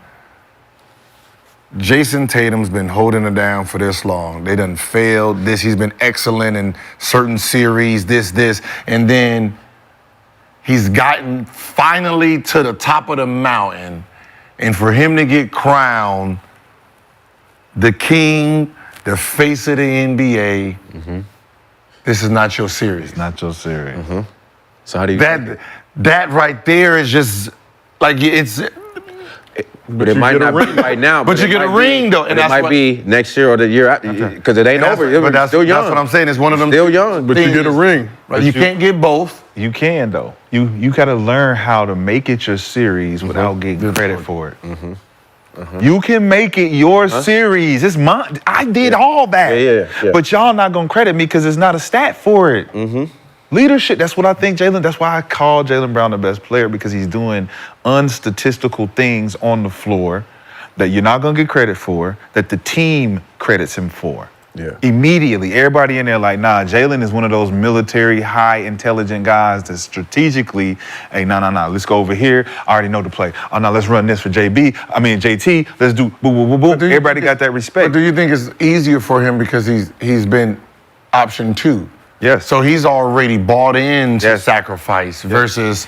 And he knows what JT doesn't do well, what he does well, what he responds to, what he doesn't respond. Your number 2 has to know. It's like an assistant. Yeah. When you have a good assistant, a good assistant can become the boss. If you get sick, the assistant is the only person that knows the codes, the only person that knows where everything is. They know exactly what to do. So if you ain't training your assistant to be the number 1, if he's been number 1 the whole time and JB ain't really been watching JT like, yo, I see what you're doing well, I see what you're doing wrong. So when you fuck up and lose this spot or you get a sick day, I'm gonna come in and show them exactly all the things you was doing wrong, doing right. Kind of like Doc and the consultant shit with Griffin. It's like, oh, I seen what he was fucking up on. I'm gonna come in here and do this shit. So would you say that was OKC's problem? With Russ and KD? Yep. What, that they was there, that they were not understanding who was number 1 and number 2? No, fact. No, I think they knew. I think they knew. I just think the Russ didn't want to play number 2. No, he didn't. No. Look, so Russ understands who's the star, but in his mind, y'all need to understand who everyone's trying to stop too. It's like me too. Some of y'all get extra easy shots because this force I have into me attacking that basket. Yeah, for sure. So at least give me the credit for the damn triple teams and the quadruple teams I do get. But he did understand that this man needs the ball all the time, right? So he does, like, even when he went to Washington, you remember, he knows who the star is. It's Bill's team. Yeah, so give him the and rock. he averaged a triple-double still. Yeah. Coming in there. Which is crazy. So let's keep this thing moving. We talked about the finals, and now let's talk about the biggest story going on in basketball. On Monday, Dan Hurley pump faked the Lakers by announcing he was turning down their 6-year, $70 million offer to stay at UConn to go for his 3rd straight natty. So on the heels of that decision, there's a report UConn offered Hurley a new 6-year, $50 million extension, meaning he took $20 million less to stay in Storrs, Connecticut, instead of coming out to LA. Wait, say that again? Say that again? Say that again. He got a new 6-year, $50 million offer from UConn. So he already had a deal, right? Yep. He signed a 6-year extension, last 6 year, $32 million. Now, on the heels of this decision, 6 for 50. So they upped it. Yeah. More- So he got. Let me finish the read, Gil, because I think I know where you're going. Took $20 million less to stay in Storrs, Connecticut, not come to the beautiful city of LA. Summertime, it would have been turned up. He could have came to the Drew with the shiny Mr. Clean hat. But although it's unclear who leaked the information of Woj that Hurley has been the Lakers' #1 target since the beginning of their coaching search, it should be noted that there was a great book on Dan's dad, legendary high school coach Bob Hurley Sr. and his team called The Miracle at St. Anthony's that was released back in 2005. Rashad, do you know who wrote that book? Who wrote that book? Brandon, you know who wrote that book? Who wrote the book about that? The Miracle of St. Anthony's? About Bob Hurley Sr., Dan's dad. No. Should I know? Gil, do you know who wrote that book? I don't care. I just want to. Who wrote the book? Who wrote the book? Woj. Woj wrote the book. He did? He wrote the book. Oh, shit. Yeah, that's crazy. So do with that information what you will. But how embarrassing is it for the Lakers that Dan Hurley decided to stay at UConn? Embarrassing? That's not the story. No, not. That's not Definitely the story. That's not the story. Then what's the story, Gil? Let's Morning say what glory. the real story is. Please tell me. This is Gil's Arena presented by Underdog Fantasy. Woo woo. That all of it was cap, right? That's the story. He never turned down $70 million because there was no $70 million. So you believe all of that? I believe exactly what I would have did as Hurley. There's this Laker coach, blah, blah, blah, blah, blah, right? They're looking for a coach. I have my guy throw my name in there. You get scared that, ooh, you're about to leave, you up my pay. Remember I said this would have made sense when he was a free agent. Remember I said that yesterday. Yeah. I said, this would have made sense if there's a free agent to just throw my name in there because all the Euros do it, right? I'm going to the NBA. I got drafted. I want some money now. I'm never planning on going there, but I get my new money, right? Same thing. This sounded the same. That his name comes out of nowhere, and Lakers was never gonna say this was false. But why wouldn't they say, nah, this ain't? Because We've been rocking with our crew that we've been interviewing. Go ahead. Because then it puts the spotlight back on JJ, and then it makes JJ Yes. the focal point. Then everything Yes. that we've been lying about becomes true. So him putting his name in there, okay, yeah. Woo, Lakers never paid nobody that got kind of money for a dude who don't have no NBA credentials. Your college credentials is cool, amazing for college basketball. But when you come here, it's 0, 0, 0, 0, 0, 0, right? It does not translate, right? If I'm an MMA fighter and I'm about to go in boxing, what do? You gotta go through the ranks. Go through the ranks. It's 0, 0, 0. No matter what you did down there, it's a different sport, right? So it just didn't make sense. It all seemed like smoke and mirrors. And then obviously it comes out that he got more money.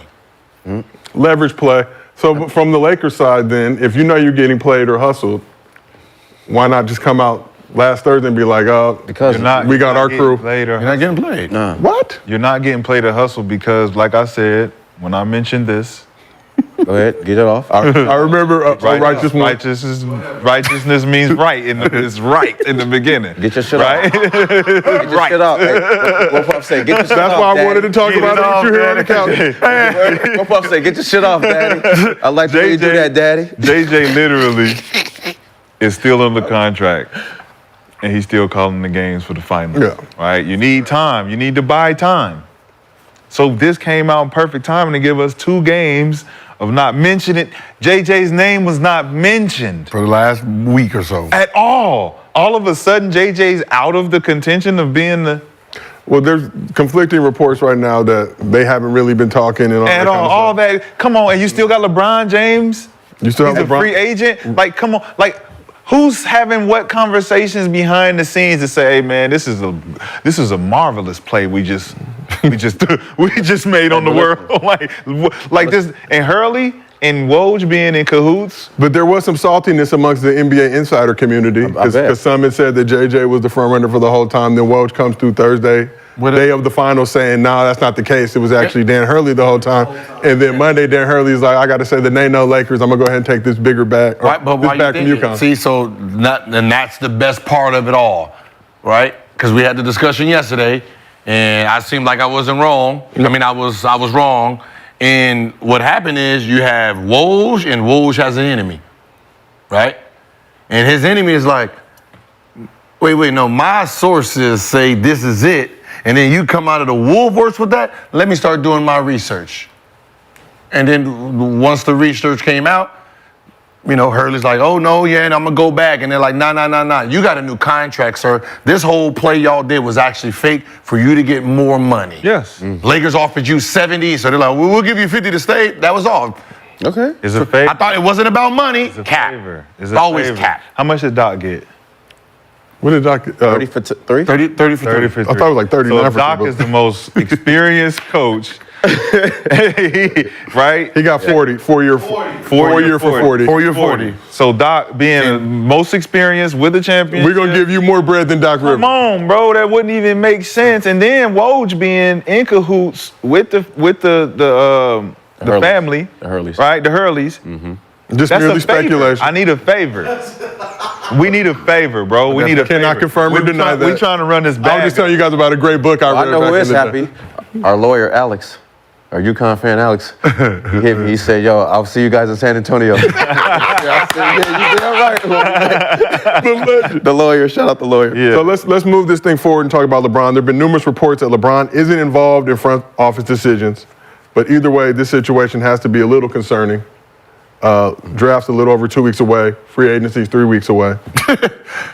And that's the bad part about being a coach. Because they're going to draft someone that has nothing to do with your coaching style. Yep. So that's the problem with that's the problem with if a coach has an argument, if every coach has an argument, most likely the argument is going to be in the higher percentage of I don't get to pick the people I want to coach. It's really not the players that are ideal for me. But I'm judged for coaching players that these guys are picking. So if they go through the draft without a coach, think about the coach that's coming. But let's think about your quote-unquote franchise player. LeBron likely to exercise his player option, become a free agent this summer. There were reports that he was looking to sign a 3-year extension with the Lakers. But if you're LeBron, at what point do you consider exploring your options and testing the free agency market? Where else hear my son get drafted? Or do you think that's... Amazing. I mean, I want to end my career on a high remember, he note. can sign an extension, right? Did he sign it? Has not signed an extension. Because an extension to what I'm making is just an add-on. Yeah, so but I'd rather just get out of my deal and I'm a free agent, sign me 3 years. Even though the 1 year plus 2 is still 3, is more money if I opt out. So that's the But what I'm deal. saying is he has the ability to opt out now. And there's no guarantee now just with this Lakers situation, the way it's looked. Do you think he's still coming back? Where he going? With no coach? Going he want. where? He ain't going Let me ask y'all this. Not this late. Not with everything built here. When David Black came in as the coach, that's when LeBron came back, right? Then he was hired? Or was he hired and then LeBron came back? Let me see. I think he was hired. Then LeBron came in. Yeah. And then he moved him out. Yeah. All right. Most likely. Well, the franchise did. Okay. So the franchise, LeBron. let's think about this. Think about how many dynamic players since 2015 have the conversation with front office about future moves. During the draft, whoever is drafted, the star player either texts that draftee, have a conversation with him when they come into town, blah, blah, blah, depending on what kind of star. Well, unless you're Andrew Wiggins. Hired before LeBron signed. Hired before, right? Yeah. Unless you're Andrew Wiggins and So, LeBron knows think they I ain't really going to play with you, dog. I So. strongly feel They like found out after he was coming, after they already drafted. for Wiggins. Yeah. Yeah. Yes. Yeah. So think about it. when you are a player like LeBron, you don't think that he's going to have somebody come to him and ask him, what do you think about these players we're considering drafting? What do you think about this coach we're considering hiring? And then you're going to become a free agent. Are we going to let LeBron James walk in free agency? So think about the options that's on the table. Do we include LeBron in the draft process and the coaching process?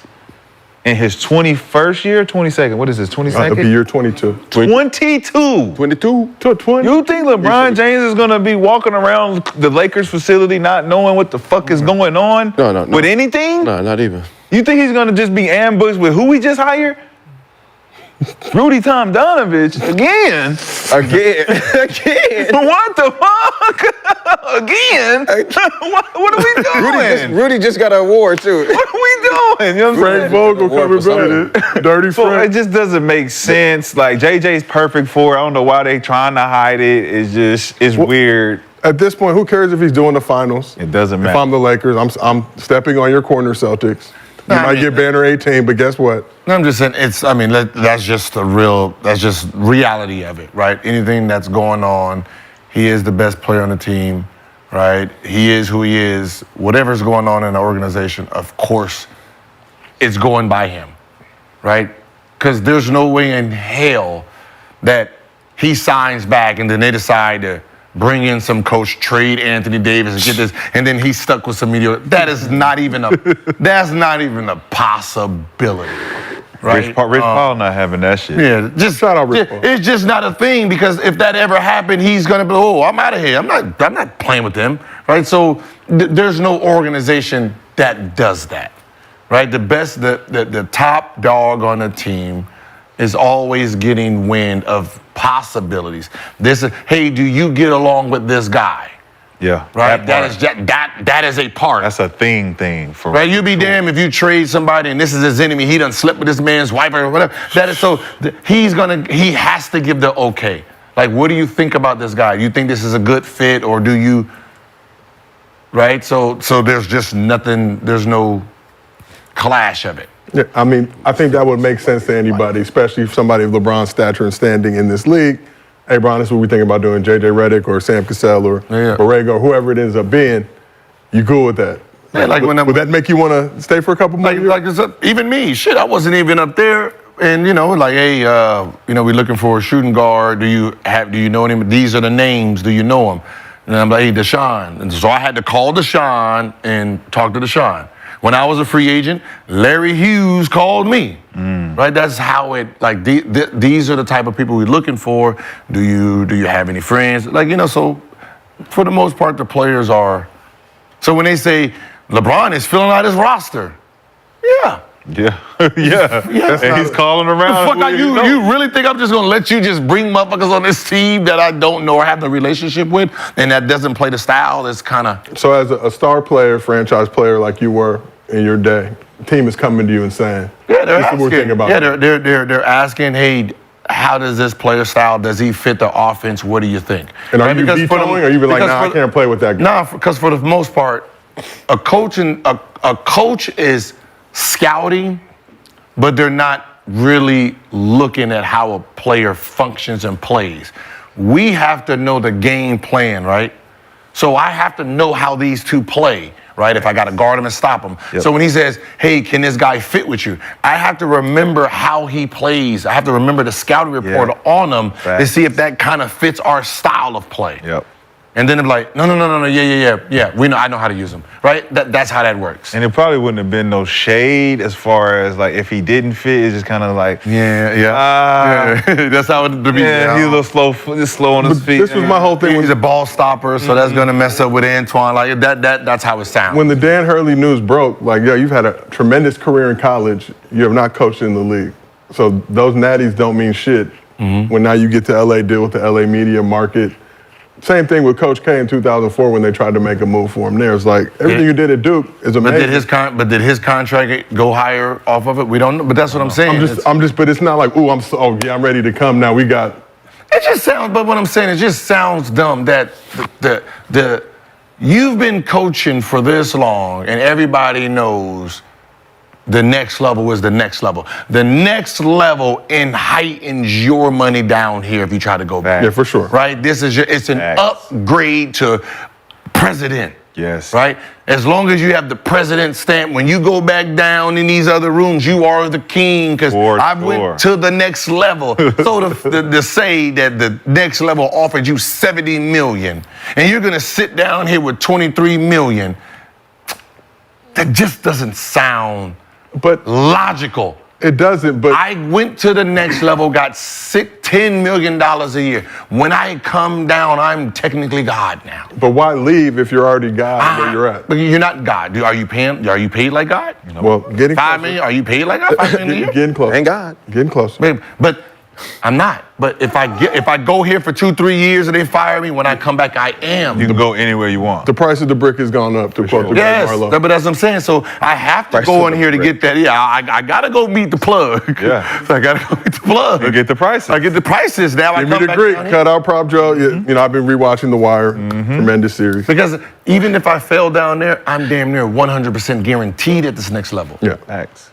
I done coach pros, right? That is a stamp. That is a gold standard stamp. I think so. That's why I said it didn't make sense. It fool's gold. The translation didn't make sense to me though. We talk about the rookie coaches coming in from college and knowing that they're not really going to translate to the pros. Like, and it's not the systematic side more than it is coaching players. When you coaching certain players that you can't control, when you used to control them.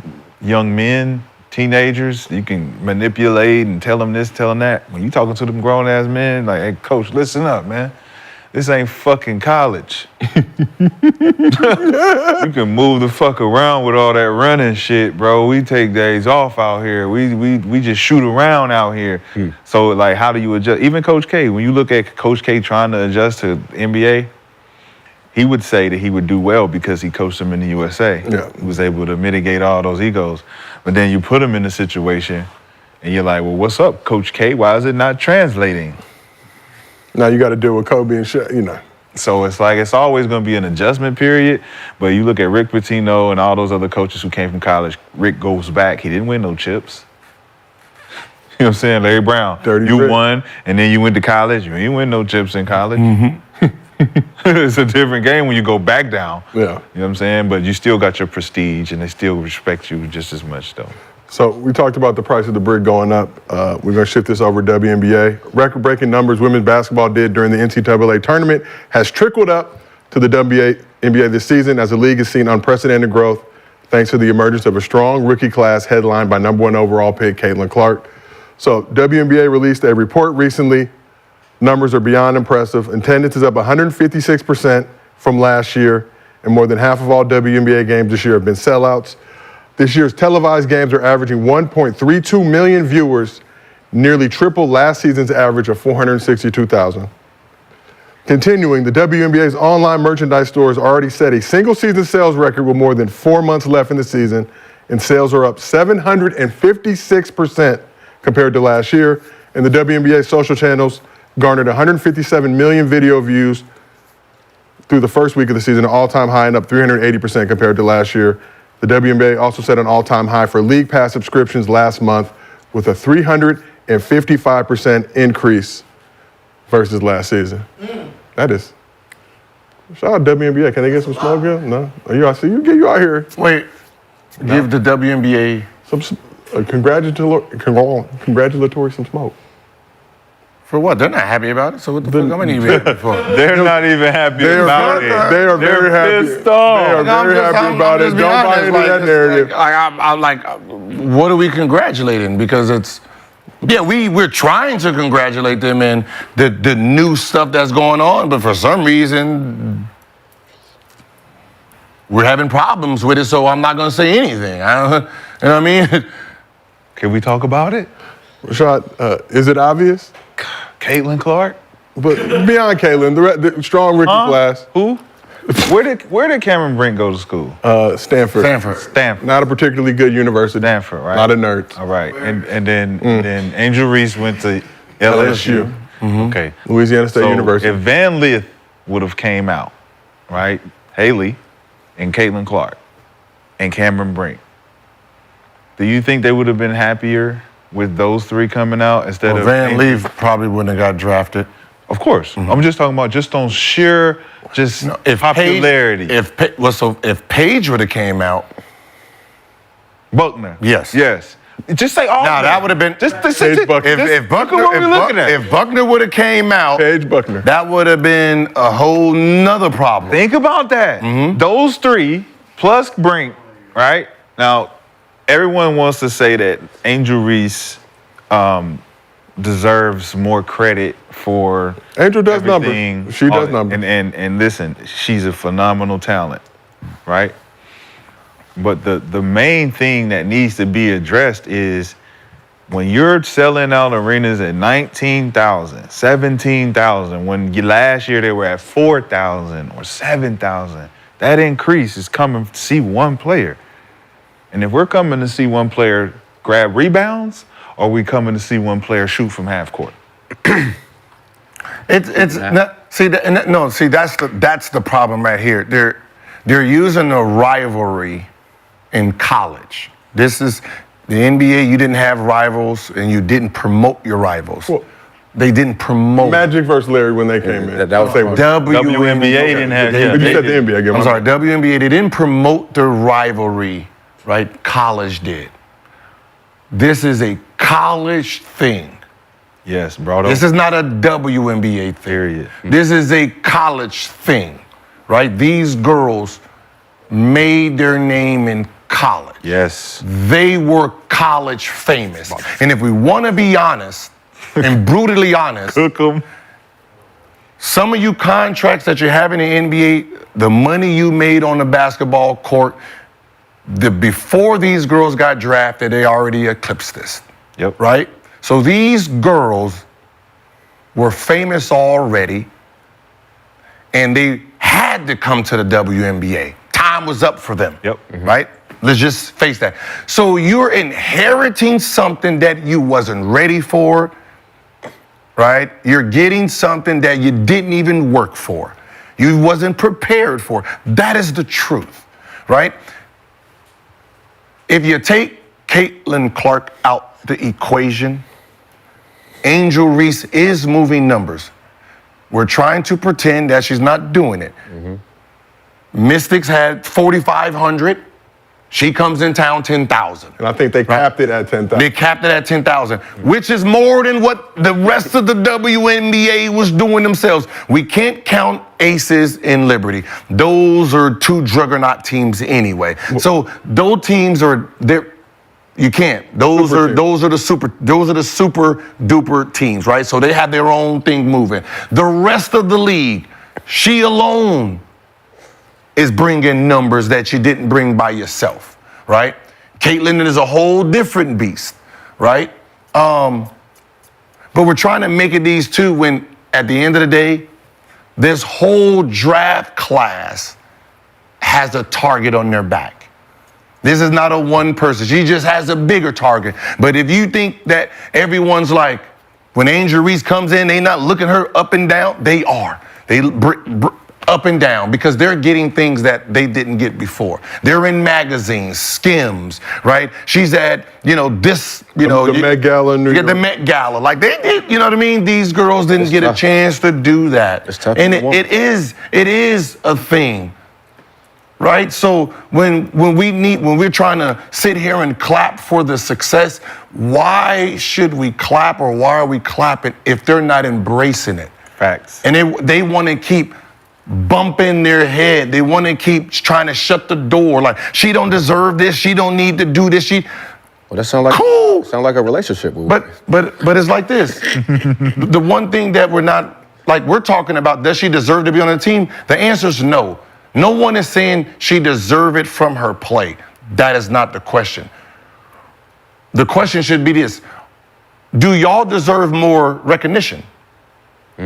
Do y'all deserve better jersey sales?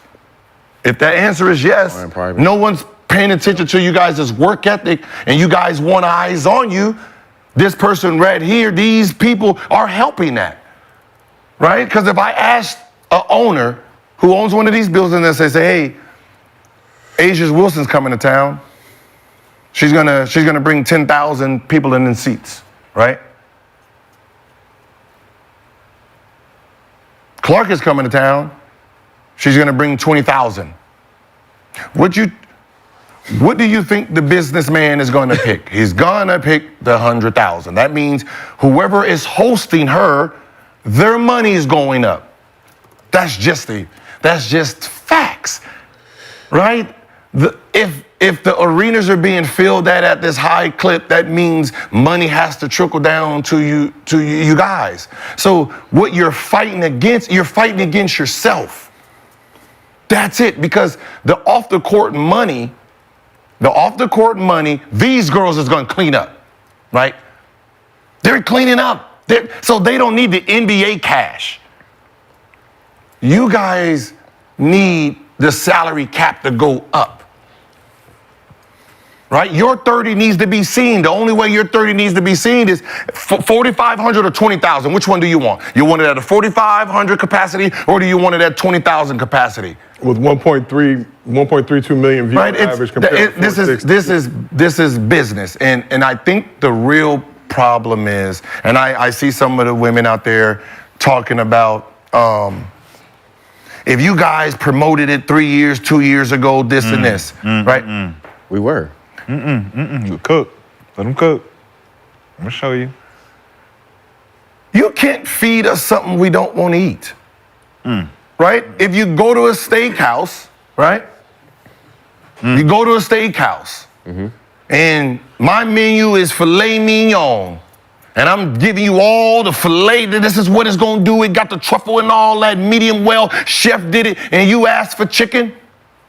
No matter how much motherfucker presentation I give you on this steak, if you want chicken, goddamn it, I have to give you what you want, right? If the public wants Caitlin Clark, goddamn it, stop trying to give them goddamn steak. It only hurts your business. You're trying to feed them something that they don't want. If this is what they want, god damn it, load the fuck up on the chicken. Popeye's chicken, hey, they got, listen, we got legs, thighs, macaroni and cheese. You can sit there and load the fuck up on it if you want to. You're gonna be backwards on money. These motherfuckers out here want the chicken, huh?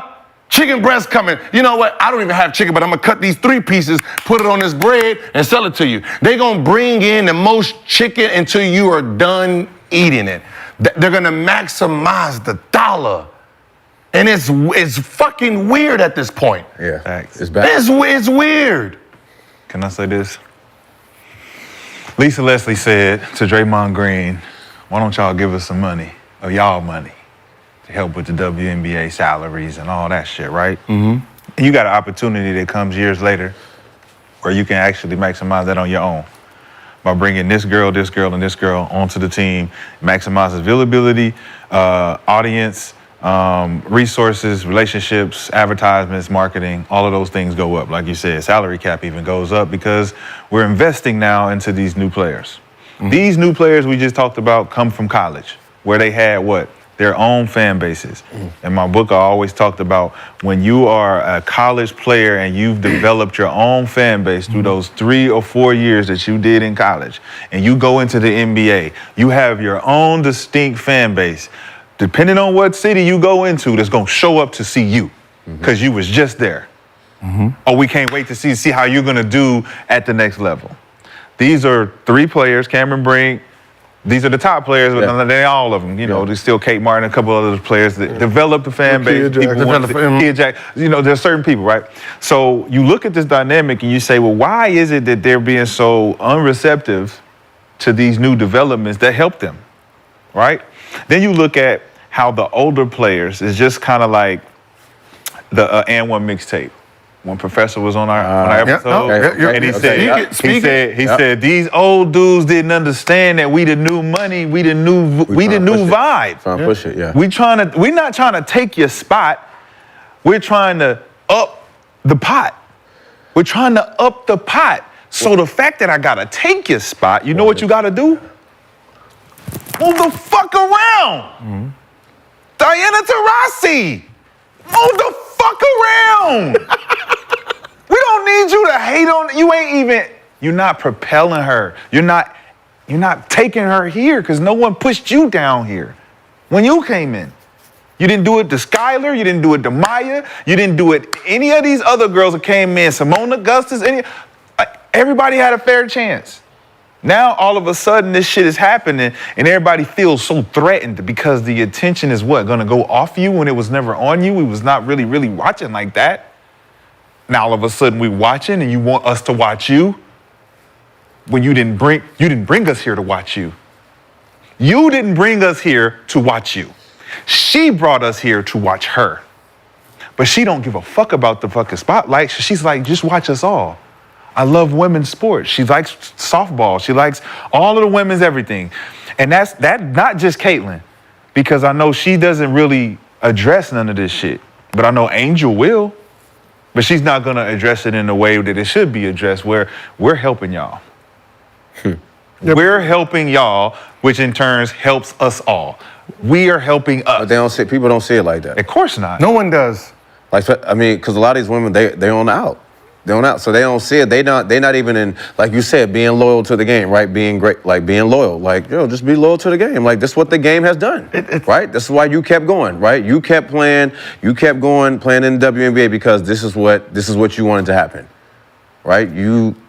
This is what happens when you keep going. So, okay, but you gotta, now it's time to move So why not around. just take the high road and move around and help? It's like, this is all about, like, this is not about, I think everyone's in their feelings and they don't understand, no matter what your feelings is moving no matter what. Facts. Right? So either you gonna follow the train so you can get fed too, or you're just gonna be left. That's how this actually works. So now, if you're a smart businesswoman, fuck your skills. Because if your skills is not being seen, it's gonna be undervalued, right? So you need to now position yourself to be the one that's making the money. So the girls who are the best in this league, right? So when you're talking about Asia, right? And I can tell you what's gonna happen. If I'm Aces in Asia is the 17th highest paid player right now. 17. Not 1, 2, 3, 4. She's 17. When her contract is gonna come up, any smart owner who knows business and seeing this shit brewing right here, this salary cap might go up. And I might have to pay some dollars. So most likely, Asia's contract is gonna be coming up before this shit get ready to pop the top. So that means I need to sign her to some type of long deal. So that means she's in this deal 4 or 5 years before it pops. Yep. So Asia's the type of, she's in the position to see. And now she has to really smarten up and realize I'm gonna have to take a 1-year deal, 1-year deal, 2-year deal. So when it explodes, she's the first one to benefit from it. Because the money, the way it's all moving, money's coming. Yes. Right? Sponsors is coming, money's coming. And you don't want to be locked down in some 6-year deal, 5-year deal when that cap come off. When that cap come off, Asia needs to be the first one to say, hey, 4-year, 5-year, 20, whatever that's going to be. You have to start thinking business because the people that's up here are doing that. And that's all this is. These are business moves. Right? And I know, for the most part, most of these women have never been in there because everything has been capped off. Everything is a fixed rate. So when everything is a fixed rate, you don't really have to go into anything really thinking about nothing. Right? It's just, okay, this is the best team, boom, boom, boom. Now when salary caps is going up, now it's a chess game for you. Think about when the tank comes through the hood or comes through the block. Tank. Yeah, the SWAT team. I've never seen a tank do that, but I'm putting my mind. Remember in NWA when it was coming through in the beginning? He had to run out the window. Who was behind the tank? They was behind the tank because the tank coming through. Get behind the tank. It's gonna be an easy path for you. The tank gonna bulldoze everything over. Just walk behind the tank. You got tanks paving the way for you right now, and you ain't never really had this type of view. Listen, or quit. They not gonna quit. It's not. They're not gonna quit. No, it's not. Go home. Because at the end of the day, listen, you're gonna kill yourself. You're about to kill yourself anyway. Because at the end of the day, you're gonna get up out of here. We're gonna move you up out of here. One thing, the WNBA, they are gonna move on. See, so I think the problem is because we sound so aggressive, they don't want to actually listen to the real message, right? And the real message is this: you wanted eyes on you for people to see your skill, right? When people was talking about you need to do all these other things for people to see it, you didn't want to do it, right? Well, a group of girls decided to, right? And the girls, the fans, the ages from 8 to 19, this is who's following. So when you say all these new fans to the W, I want to say, hold on. These are not new fans to the W. These are these girls' fans following them. They're not new WNBA fans. They're old Caitlin Clark fans. Yep. They're Angel Reese fans. Yep. They're Brick fans. They're Cardosa fans. South Carolina had their own fucking fans. Yeah. So even these are these girls' fans moving with them. So they're not new WNBA fans. The media is new to here, but they follow them from here. So if we want to be really correct here, because they're not coming to all the games selling out, as you can know. You go from 20,000 to 4,000, right? So they're not following all you guys. But what you need to do is, just like you've been doing, when that 20,000 crowd is there, do you. Who? Right? Because when you do you, it's spotlighted in a bigger audience, right? You know Kennedy? Right? She was on the radar for doing something like this. So they're like, oh, she's a bad apple. Boom, 25. Oh, shit, she's good. Oh, hooper. You know, she's a hooper. That's it. That's the play. Right? The girl who had 22 last night stole the ball out there. Yeah. Carrington. Yeah. We watching. We like you. That's what I'm saying. You guys Dude, it don't have to be no negative shit. Just go out there and play the game and ball. LeBron James coming to the town. God damn it, I need to put on 40. I don't need to fucking hate on him. At all. He's bringing the light to me. Motherfucker, you gonna shine on this roach. Period. Right? Turn the lights on. Hey. Nigga, I can do this too. Like, shit, hey, that number 0 is kind of good. Let me go ahead and see what the schedule look like. Yeah, I want to see her next time. That's the play here. Yep. Right? I'm sorry, like, and I'm saying, like, if I was a player on a USA team, not one that'll get cut, but one that has some power, one that's trying to build my resume, my endorsements, my what's the name, 1,000%. I'm like, yo, I want her on a team. Yep. The reason is she comes with something that I don't have right now, and I can use. And I can use it. She can use me because she gets to win a fucking gold. Yep. In the trade of this gold, I get millions of people to get to watch and know who I am. Slapping hands with her. Yeah. On the thing. That's like playing with Wemby. Come on, you know. It's like playing with Wemby. Like, why would you not want to take us out of that? But let's go back to the girl that was on First Take talking about Stephen A. Smith. What was her name? Was it Monica McNutt? McNutt. Said that, 3 years ago you could have been promoting WNBA and right? So Stephen A. could have been like, okay, what did you want me to promote? What part do you want me to promote? Who? What part of the game?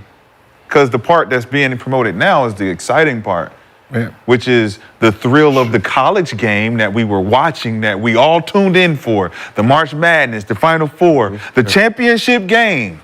None of that was WNBA. So that promotion alone warranted when they come here, we're going to say, go watch them play. They was exciting. So Monica, for the 3 years that Stephen A. might have or might have not promoted, tell us what was he supposed to be promoting?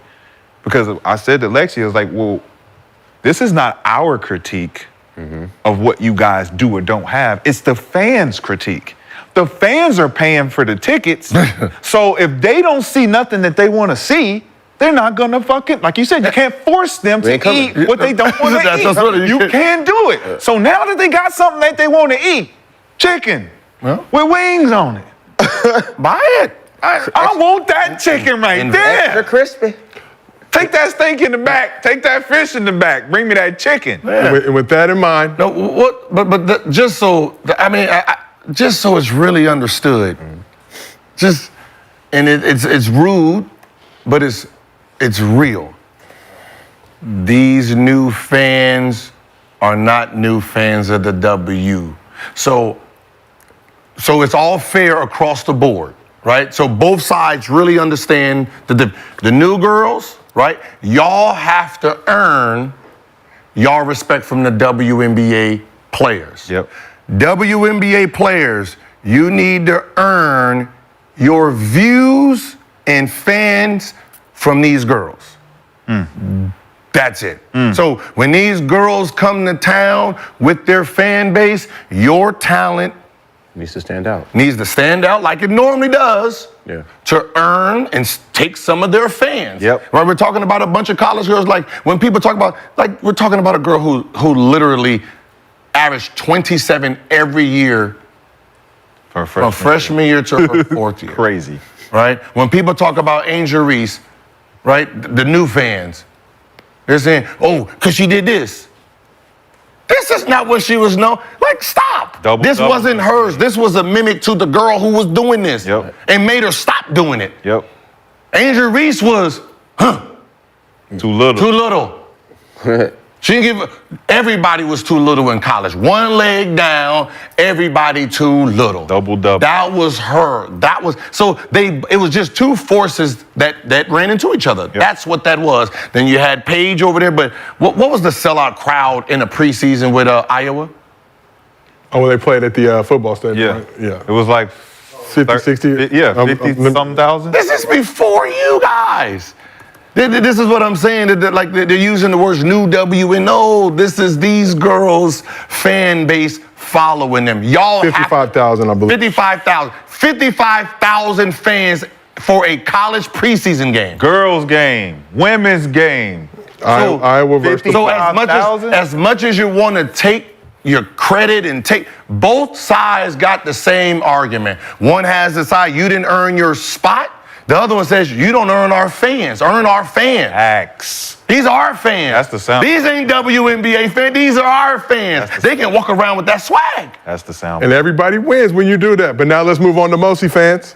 That's a fact. Presented by our friends at Underdog Fantasy. As always, download the app, use promo code GIL. You can receive up to $250 in bonus cash and a special pick 'em. You guys were cooking. I appreciate you guys, as always. You know, everybody can win. Obvious. I think Is it obvious? We're not trying to be mean. We're just like, come on, man. Like, But everybody can win. Like everybody, and that's the thing. Everybody can. I just don't. Don't y'all want to eat? Don't take it out of context, because they take everything out of context. It's like if you just stop with your emotions and listen to what we're saying for a second, like you'll find logic in a little bit. You might not like the delivery, but the message is Skims, like Skims, Lululemon, all this, man. This is they trying. Now we have an important topic and question to discuss. This from Underdog user Daddy MC. Daddy MC. Chris Brown versus Usher. Who is the better artist? Chris Brown versus Usher. Who is the better artist? Rashad, I'm merely a host. I ask the questions as they appear in our rundown. That's from Daddy MC. That's getting $50 either way. So the check is already in the mail. Man, that's good. I'm going Chris Brown. Ooh, why do you pick Chris Brown over Usher? Because he's a comparison to Michael Jackson. Usher does not. Usher's longevity is very nice. You know, he's a very good artist. Yeah. You know, he paved the way for Chris Brown. Okay. But he's not a better singer, not a better dancer. Fair. Who has better records?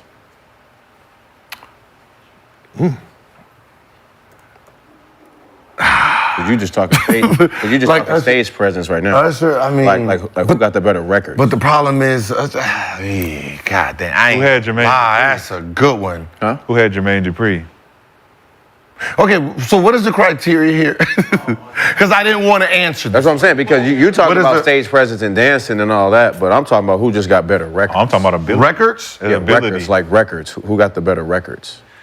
He got the better catalog, I think. I think Usher. No, I can't. Oh, Because no, it's that's like why I said it's so after hard. Confessions, it's like, what do you do after that? We got Moving Mountains. You got a couple songs here and there. I mean, Yeah, it's here so- and there.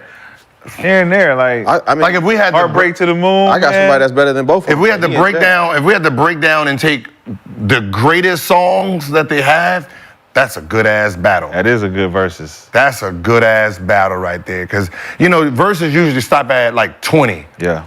Both them They got got at least way more than At least 50. I just did some quick Googling. Don't take my word for it because Google can betray you sometimes. But I think Chris Brown has more total records sold worldwide than Usher. But But he probably has. But that's not fair. But that's what I said. He probably got way more albums because that motherfucker just keep going. Yeah. I must say, Usher ain't dropping albums like that. Vegas What's the residency. number of albums? So this is according to Google again. Can't confirm or deny. So Usher, 150 million total records sold worldwide. How many albums has Yeah, Usher have? And how many albums? So let me. That's so different If we can give too, me the albums. It's the era. Usher has more than 33 million albums in the United States, 65 million albums worldwide. Let me see Chris Brown albums sold. Again, this is according to Google. No, you saying how many? No, not albums. Album. sold. How many albums? How many albums Oh. made? Yeah, how many albums made? Let me see, brother. I'm going with, you know what? Y'all put me to work. I'm gonna go with Breezy. The reason I'm gonna go with Breezy is before he fell. So Chris Brown, 11 studio albums. Usher, 9 studio albums. 10 compilation albums, 8 extended plays, and 81 singles. Chris Brown, 11 studio albums, 1 collaborative album, 1 extended play, 9 mixtapes, 63 singles. And he's 63 single. And how many singles does Usher have? 81. Wow. Then Chris Brown is killing this man. Then. Yeah. It's not even. Damn. Chris Brown is blowing him out. Cause he's with the less albums and all that, but the numbers is. I'm going with Chris Brown because where he is now shows you how talented and gifted he really is. Because how many people could have went through that type of scandal at their early age and still make it back to Facts. the top? Facts. Right? Oh, like that means most of the music you were putting out during the time where people didn't like you, they wasn't even listening to it. So that means you had to really, really keep pushing through and standing on your music for people to even listen to it. That takes talent. That is like with Kobe, right? You know how you have to get some buckets for people to just be like, man, nobody give a fuck about the 40, the 40, the 38, the 40, the 30. Damn, he got how many? 40. And then become a fan again. So that means he was here, got kicked down to here, and still made it back. That is gift. So the fact that I'm going with Breezy. The fact that I know what really happened in that whole scenario that brought Chris back down to earth, and Usher was letting it burn out there, you know what I'm saying? And it's just like, it just didn't he didn't recover from them burn scars after all them years. So it's like the Super Bowl shit is an accumulation of what he used to do. The residency, what he has in Vegas is all the old music. But like Chris Brown, like his talent, his songwriting, his ability to shake the crowd, his performances, like he's giving you 25, 30 track albums. Like he has so much music he still haven't released. Like his work ethic is similar to Tupac's. It's like it's out of this world. So I always go on talent. Like the stats is cool, but Chris is he's a different dude. And he did it at what, 12 years old. He was They both were young. Yeah, they both was young when they was doing it, but I just think Chris that's a real good one though. So we asked the chat. I mean, my favorite. I'm gonna pick neither one. I would have did that. I mean, my favorite's in jail, so he better than both of them. Who's that? No, on that note. On that note. We asked the chat. We asked the chat who's the better artist. 62% said Chris Brown. We were discussing after the show. We appreciate everybody in the chat for pulling up to another episode of Gil's Arena presented by Underdog Fantasy. Whoa, whoa. Make sure you stick around for Sheed and Tyler coming up next. Hell no.